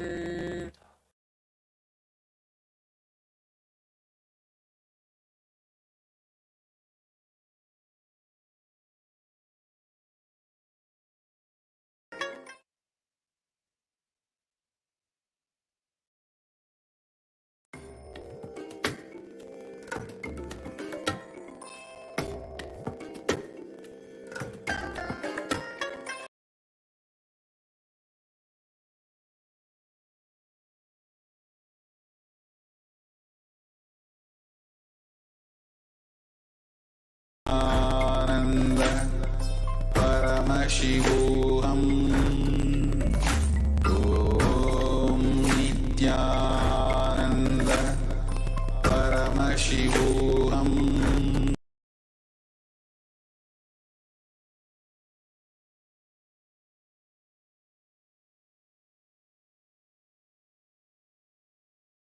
Om Nithyananda Paramashivoham. Om Nithyananda Paramashivoham.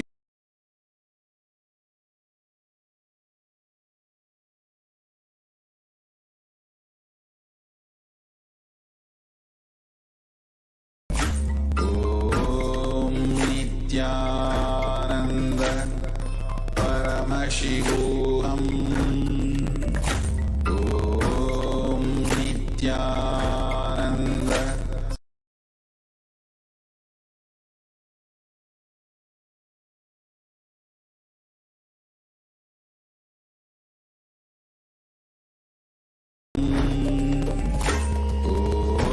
Om Nithyananda Paramashivoham. Om Nithyananda.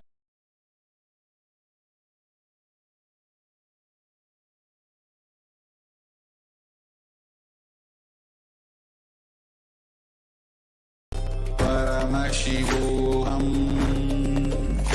Om Nithyananda. Paramashivoham.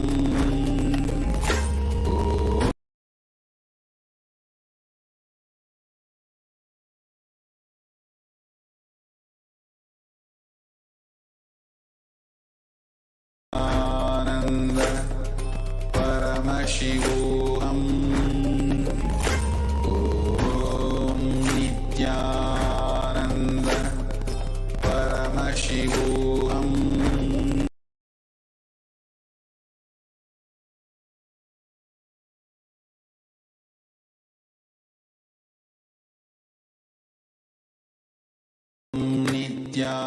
Nithyananda. Paramashivoham. Om Nithyananda. Paramashivoham.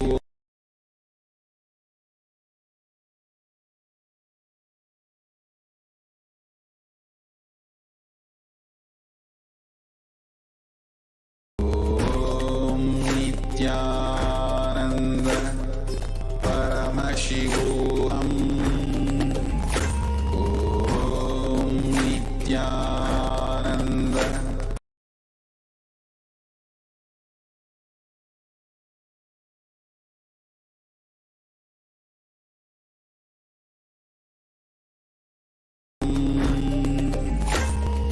Om Nithyananda.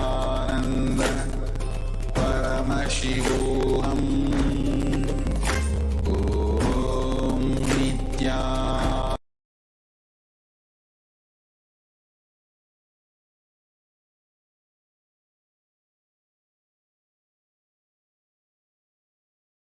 Paramashivoham. Om Nithyananda. Paramashivoham.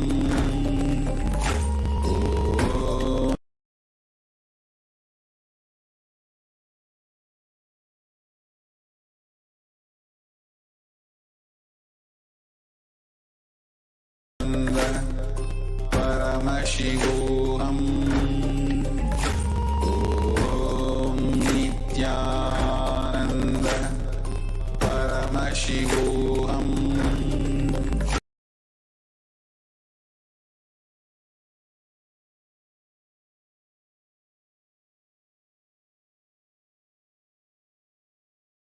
ज्ञानमूर्तिं द्वन्द्वातीतं गगनसदृशं तत्त्वमस्यादिलक्ष्यम् एकं नित्यं विमलमचलं सर्वदी साक्षिभूतं भावातीतं त्रिगुणरहितं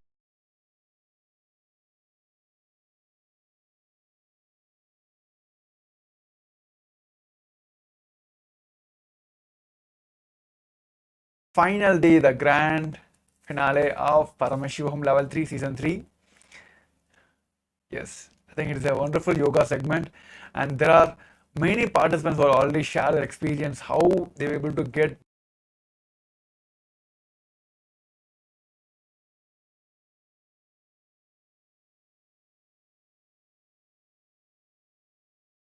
the difficulty in the day one, they were able to master it by the end of today. So that's really wonderful to hear from all of you.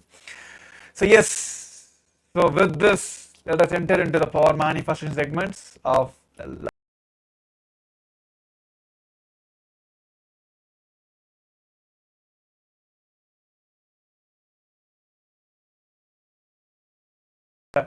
beautiful darshan as part of Kailasa's Ganesh Chaturthi. So, Bhagavan Ganesha himself has landed and manifested as the Supreme Point of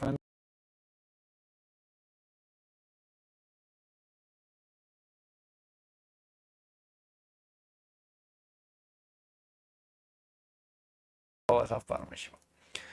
So yes, so I request all the participants to quickly get ready with all your power manifestation kit like Atmalinga, Krishna Shila Jnananjana. If you have Jnananjana, please apply on your third eye and get ready. And please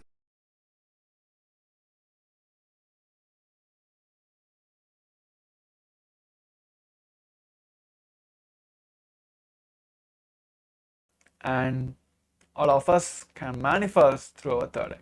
Yes. So yes, let's put your eye bands. I request all the participants to put your eye bands. Make sure it is completely tight. And there are a few participants, still the cameras.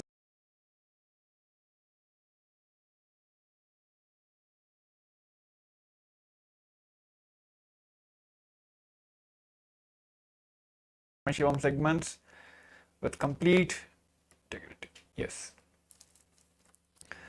So yes, let us put our eye bands. Let us sit straight. Head, neck, spine in the straight line.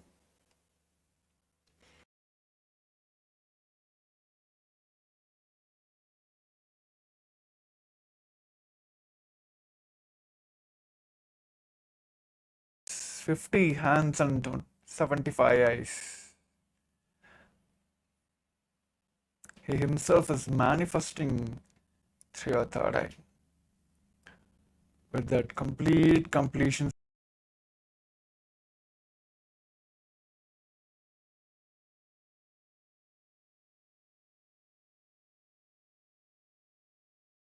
Om Nithyananda Paramashivoham.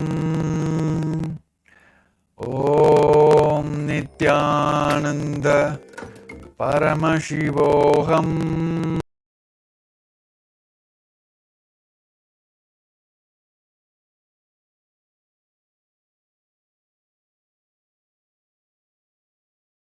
The Mahavakya intensely.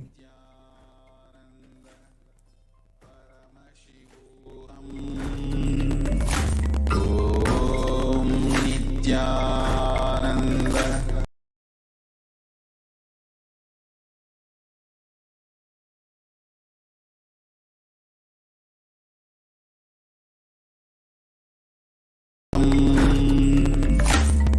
Om Nithyananda Paramashivoham. Om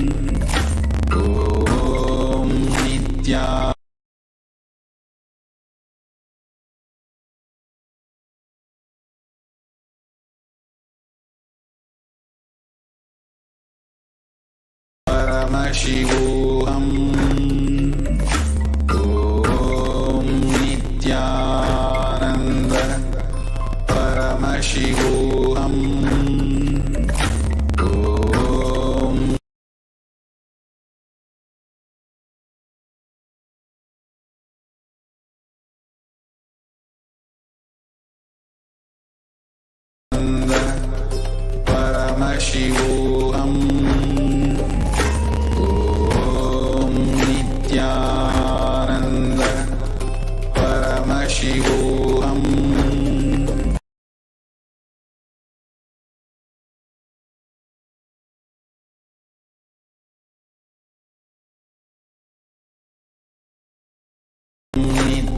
Nithyananda Paramashivoham. Om Nithyananda Paramashivoham.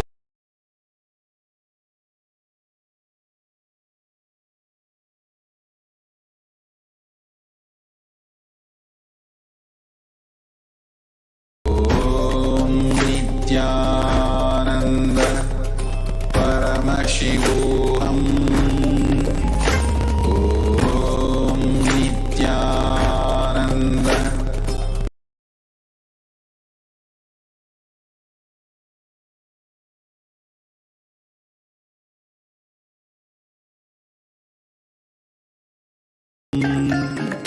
Om Nithyananda Paramashivoham. Om Nithyananda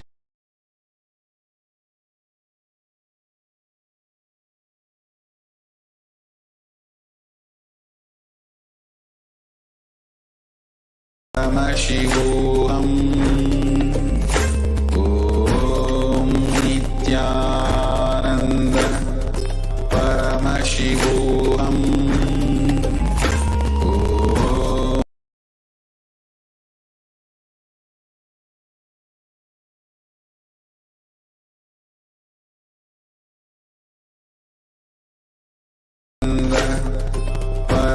Paramashivoham.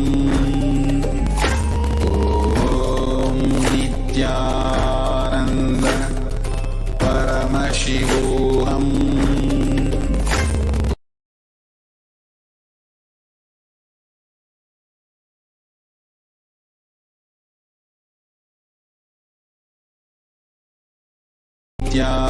Nithyananda Paramashivoham. Om Nithyananda Paramashivoham.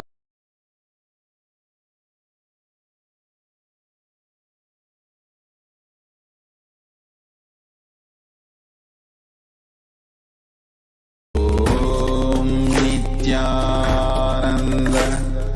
Paramashivoham. Om Nithyananda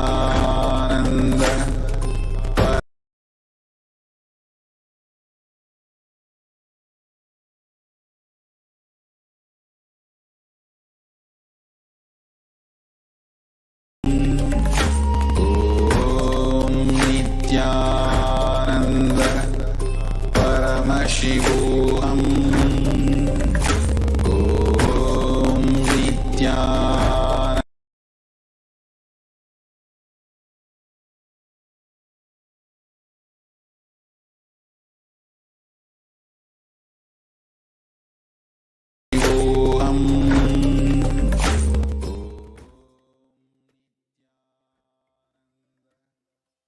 Yes. Now all of you can relax. You can remove your eye bands.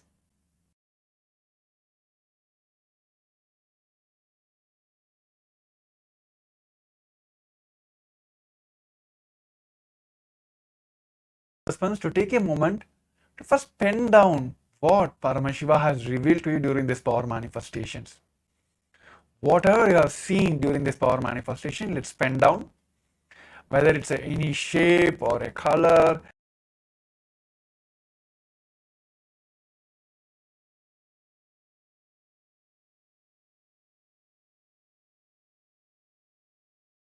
verifying our answers very shortly now. So yes, let's pen down now.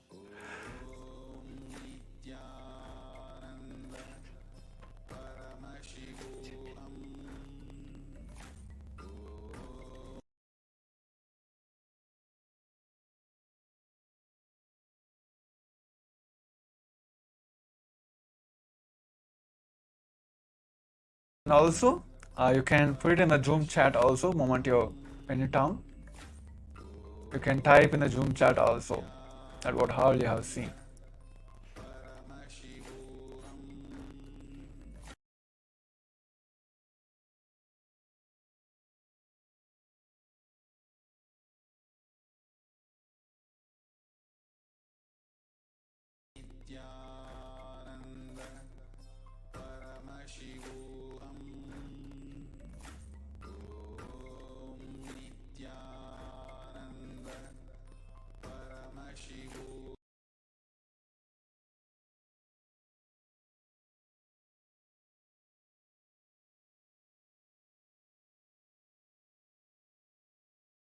Zizing I have shared that blue and white. I was able to see these two colors.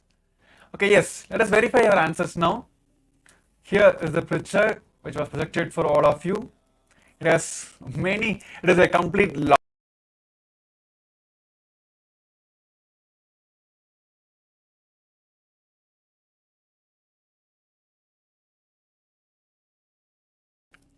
The air transport, and also it has the ship which is for water transport, and also you have the like those boxes in front, and of course in the back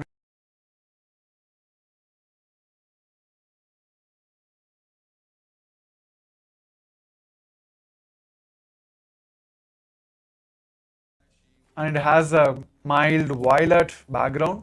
When you speak about the object, there has a plane, a ship, a cargo truck, cargo boxes, and the earth.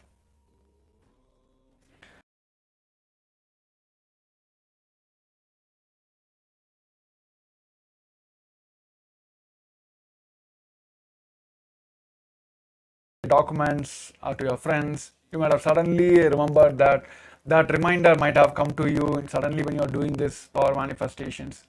So there are multiple ways. That's why we asked you to pen down what and all it have gone through.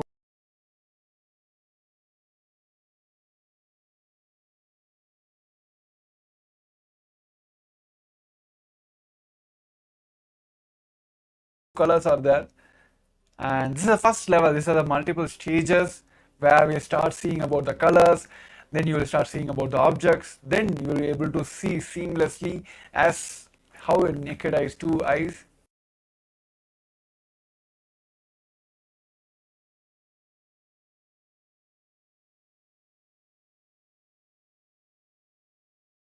Of you to manifest through the third eye.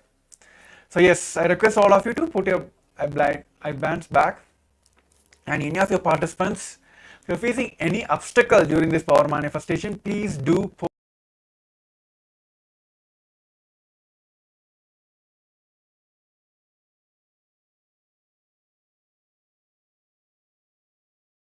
So with this, we will enter into the second round. I request all the participants to make sure you put your blindfolds back, make sure it is completely tight.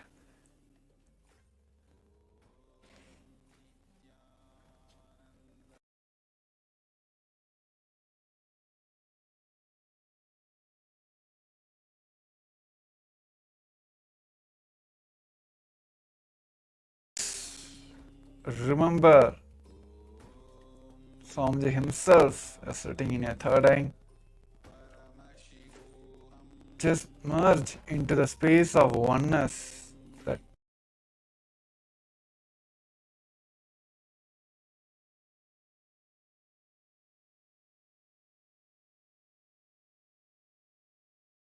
let us chant the Mahā Vakya, Om Nithyananda Paramashivoham intensely.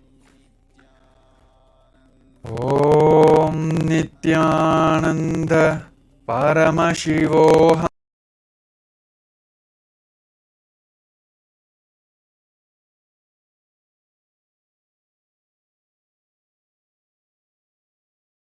Om Nithyananda Paramashivoham. Let your whole body reverberate with the Mahā Vakyam.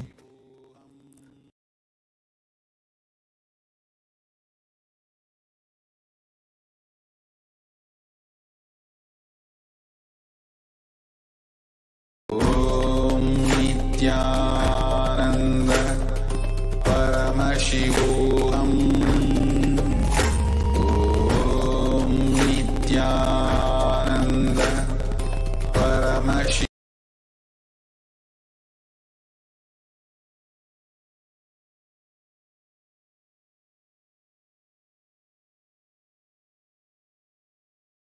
Om Nithyananda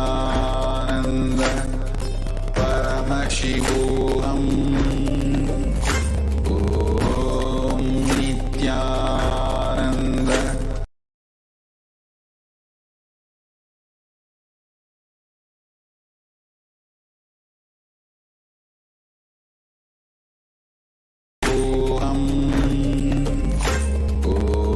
Om Nithyananda Paramashivoham. Om Nithyananda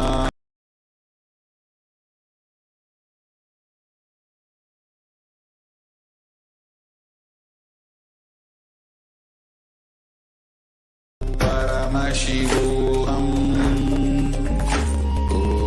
Om Nithyananda Paramashivoham.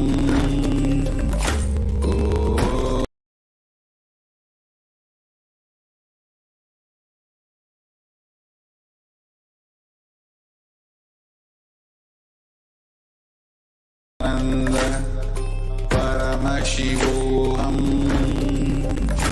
Om Nithyananda Paramashivoham.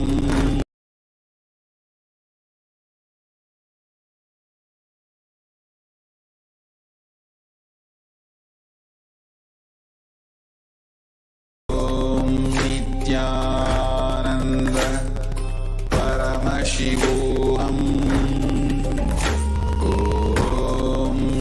Nithyananda Paramashivoham.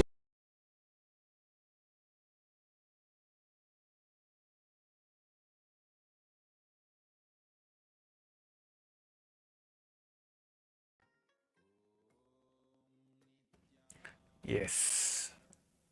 Now, all of you can relax.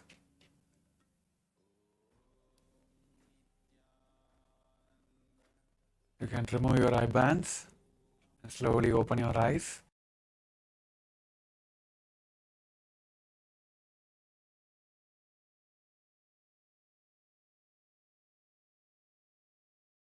What and all Paramashiva, what and all Swamiji have revealed to you during these power manifestations, what and all you will be able to see through your third eye, please pen down that.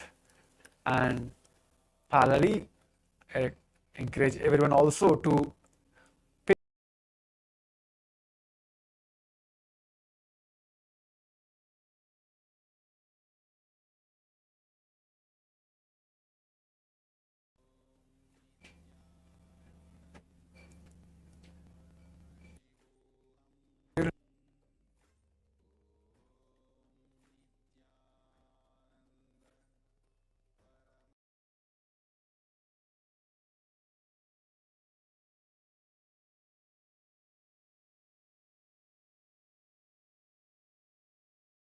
to just penning it down on a notebook. So request you also to please paste it in the Zoom chat also, that what you're able to see.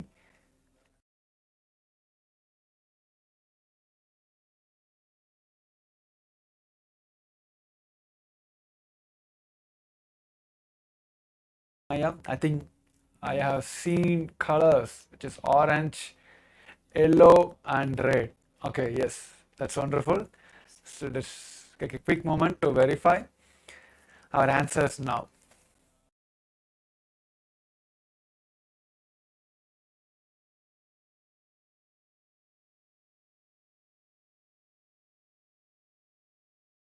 Where you can have a travel bags and it's a plane in the background. It's like fully protected with a glass shield. Yes.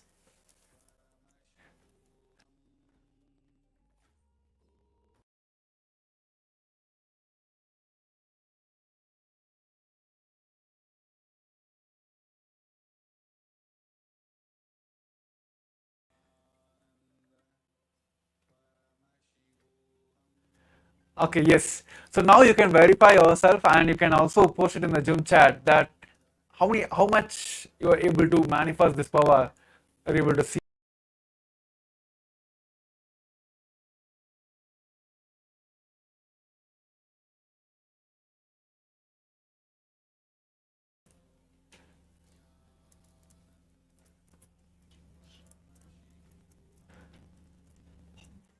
Okay, I saw a green, something like a place.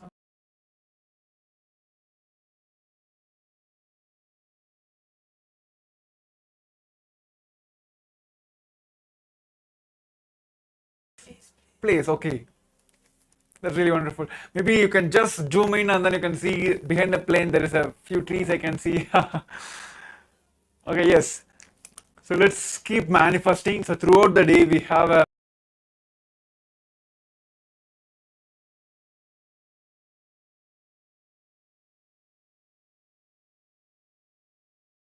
whole thing is boils down to oneness and how you are able to manifest that oneness with Paramashiva and Swamiji. So yes, so with this we coming to the end of the segment. So I request everyone to take a moment to please share on your social medias how you're able to share.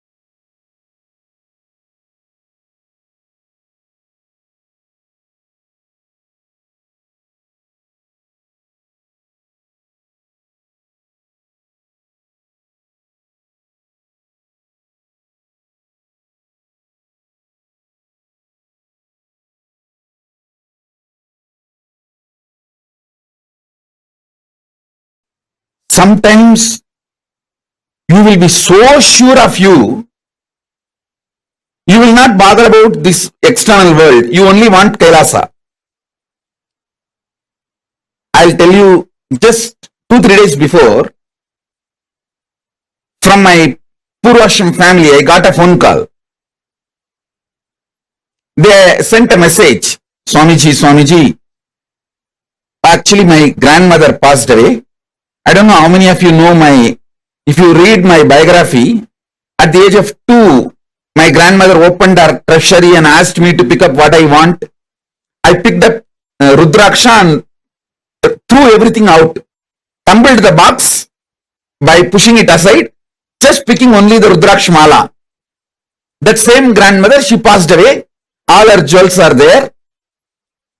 So they sent a message, Swamiji, your share will come around some 100 sovereign. 100 sovereign means I think 800 gram gold.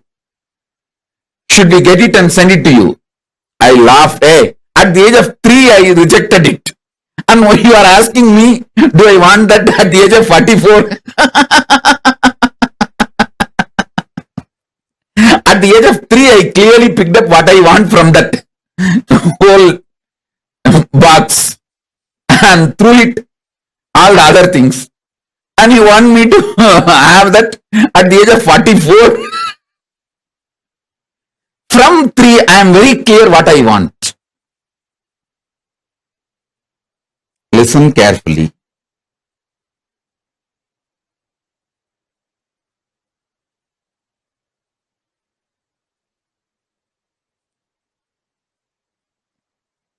The consciousness I carry now, at this moment, is Turyatita. Listen. Listen carefully.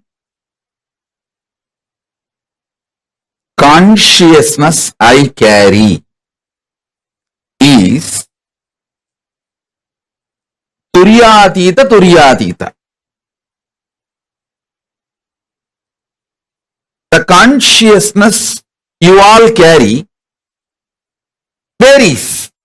Sometimes it goes to deep sleep, sometimes dream state, sometimes waking state, sometimes in the waking state you dream. It goes ups and downs. Listen.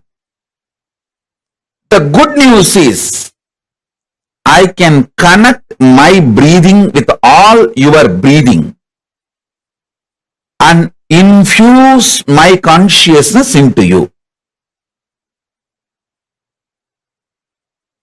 The great news is whatever infused permanently stays in you till you digest and make it as part of you. Till you make that as a permanent state. It stays in you. It can't leave you. Once I breathe this Turyatita into you, means that enlightened consciousness into you, the seed cannot be killed. It stays inside you till you allow it to sprout and come out. See, in Indian villages, mothers will frighten the kids saying, don't swallow the seed of any fruit like a grape. Any fruit when they give, they will tell, hey, you should not swallow the seed. You should put the seed out, spit it out. If you swallow the seed, the tree will grow inside your stomach and through the nose, ears, all that branches will come out. How many of you heard this?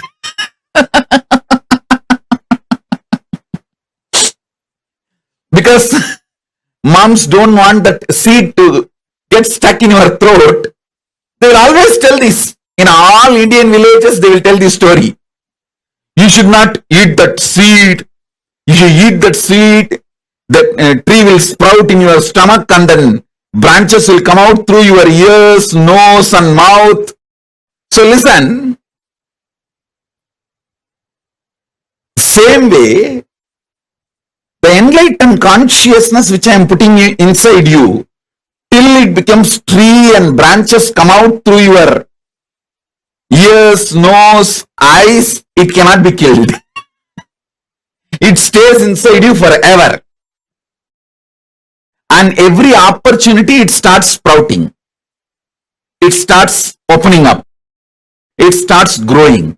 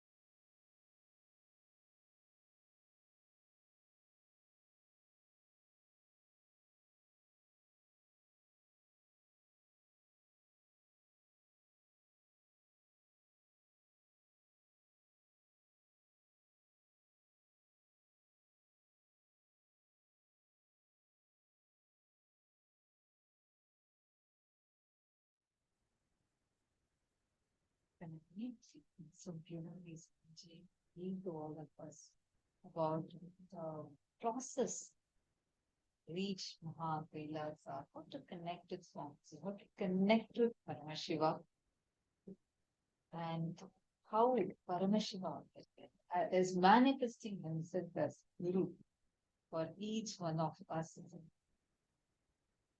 The very, very powerful revelations from Swami. You understand every single one of us are initiated to start manifesting Swamiji through us.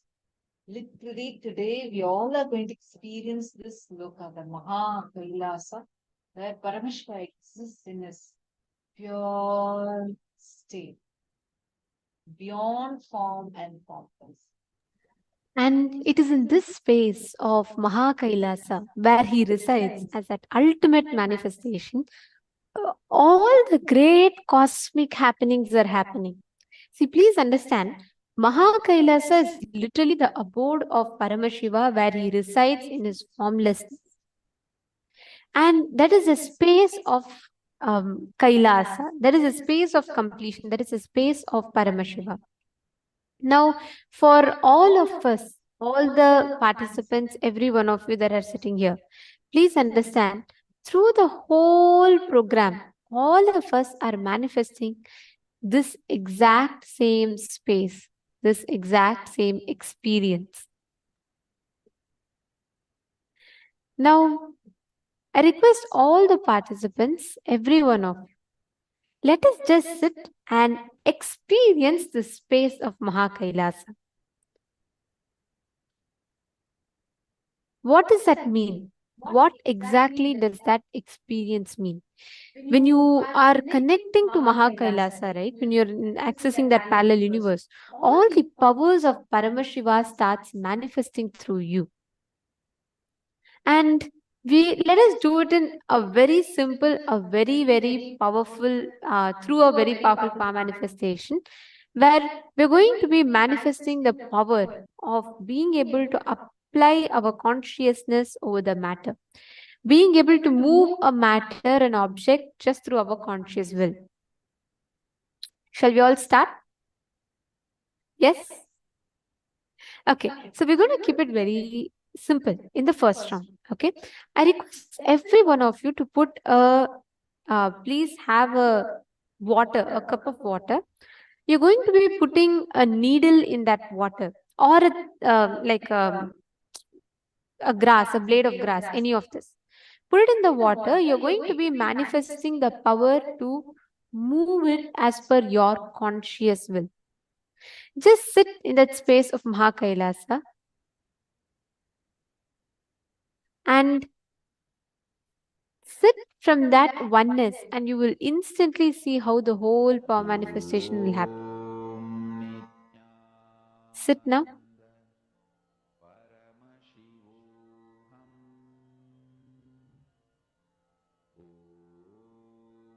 Start manifesting.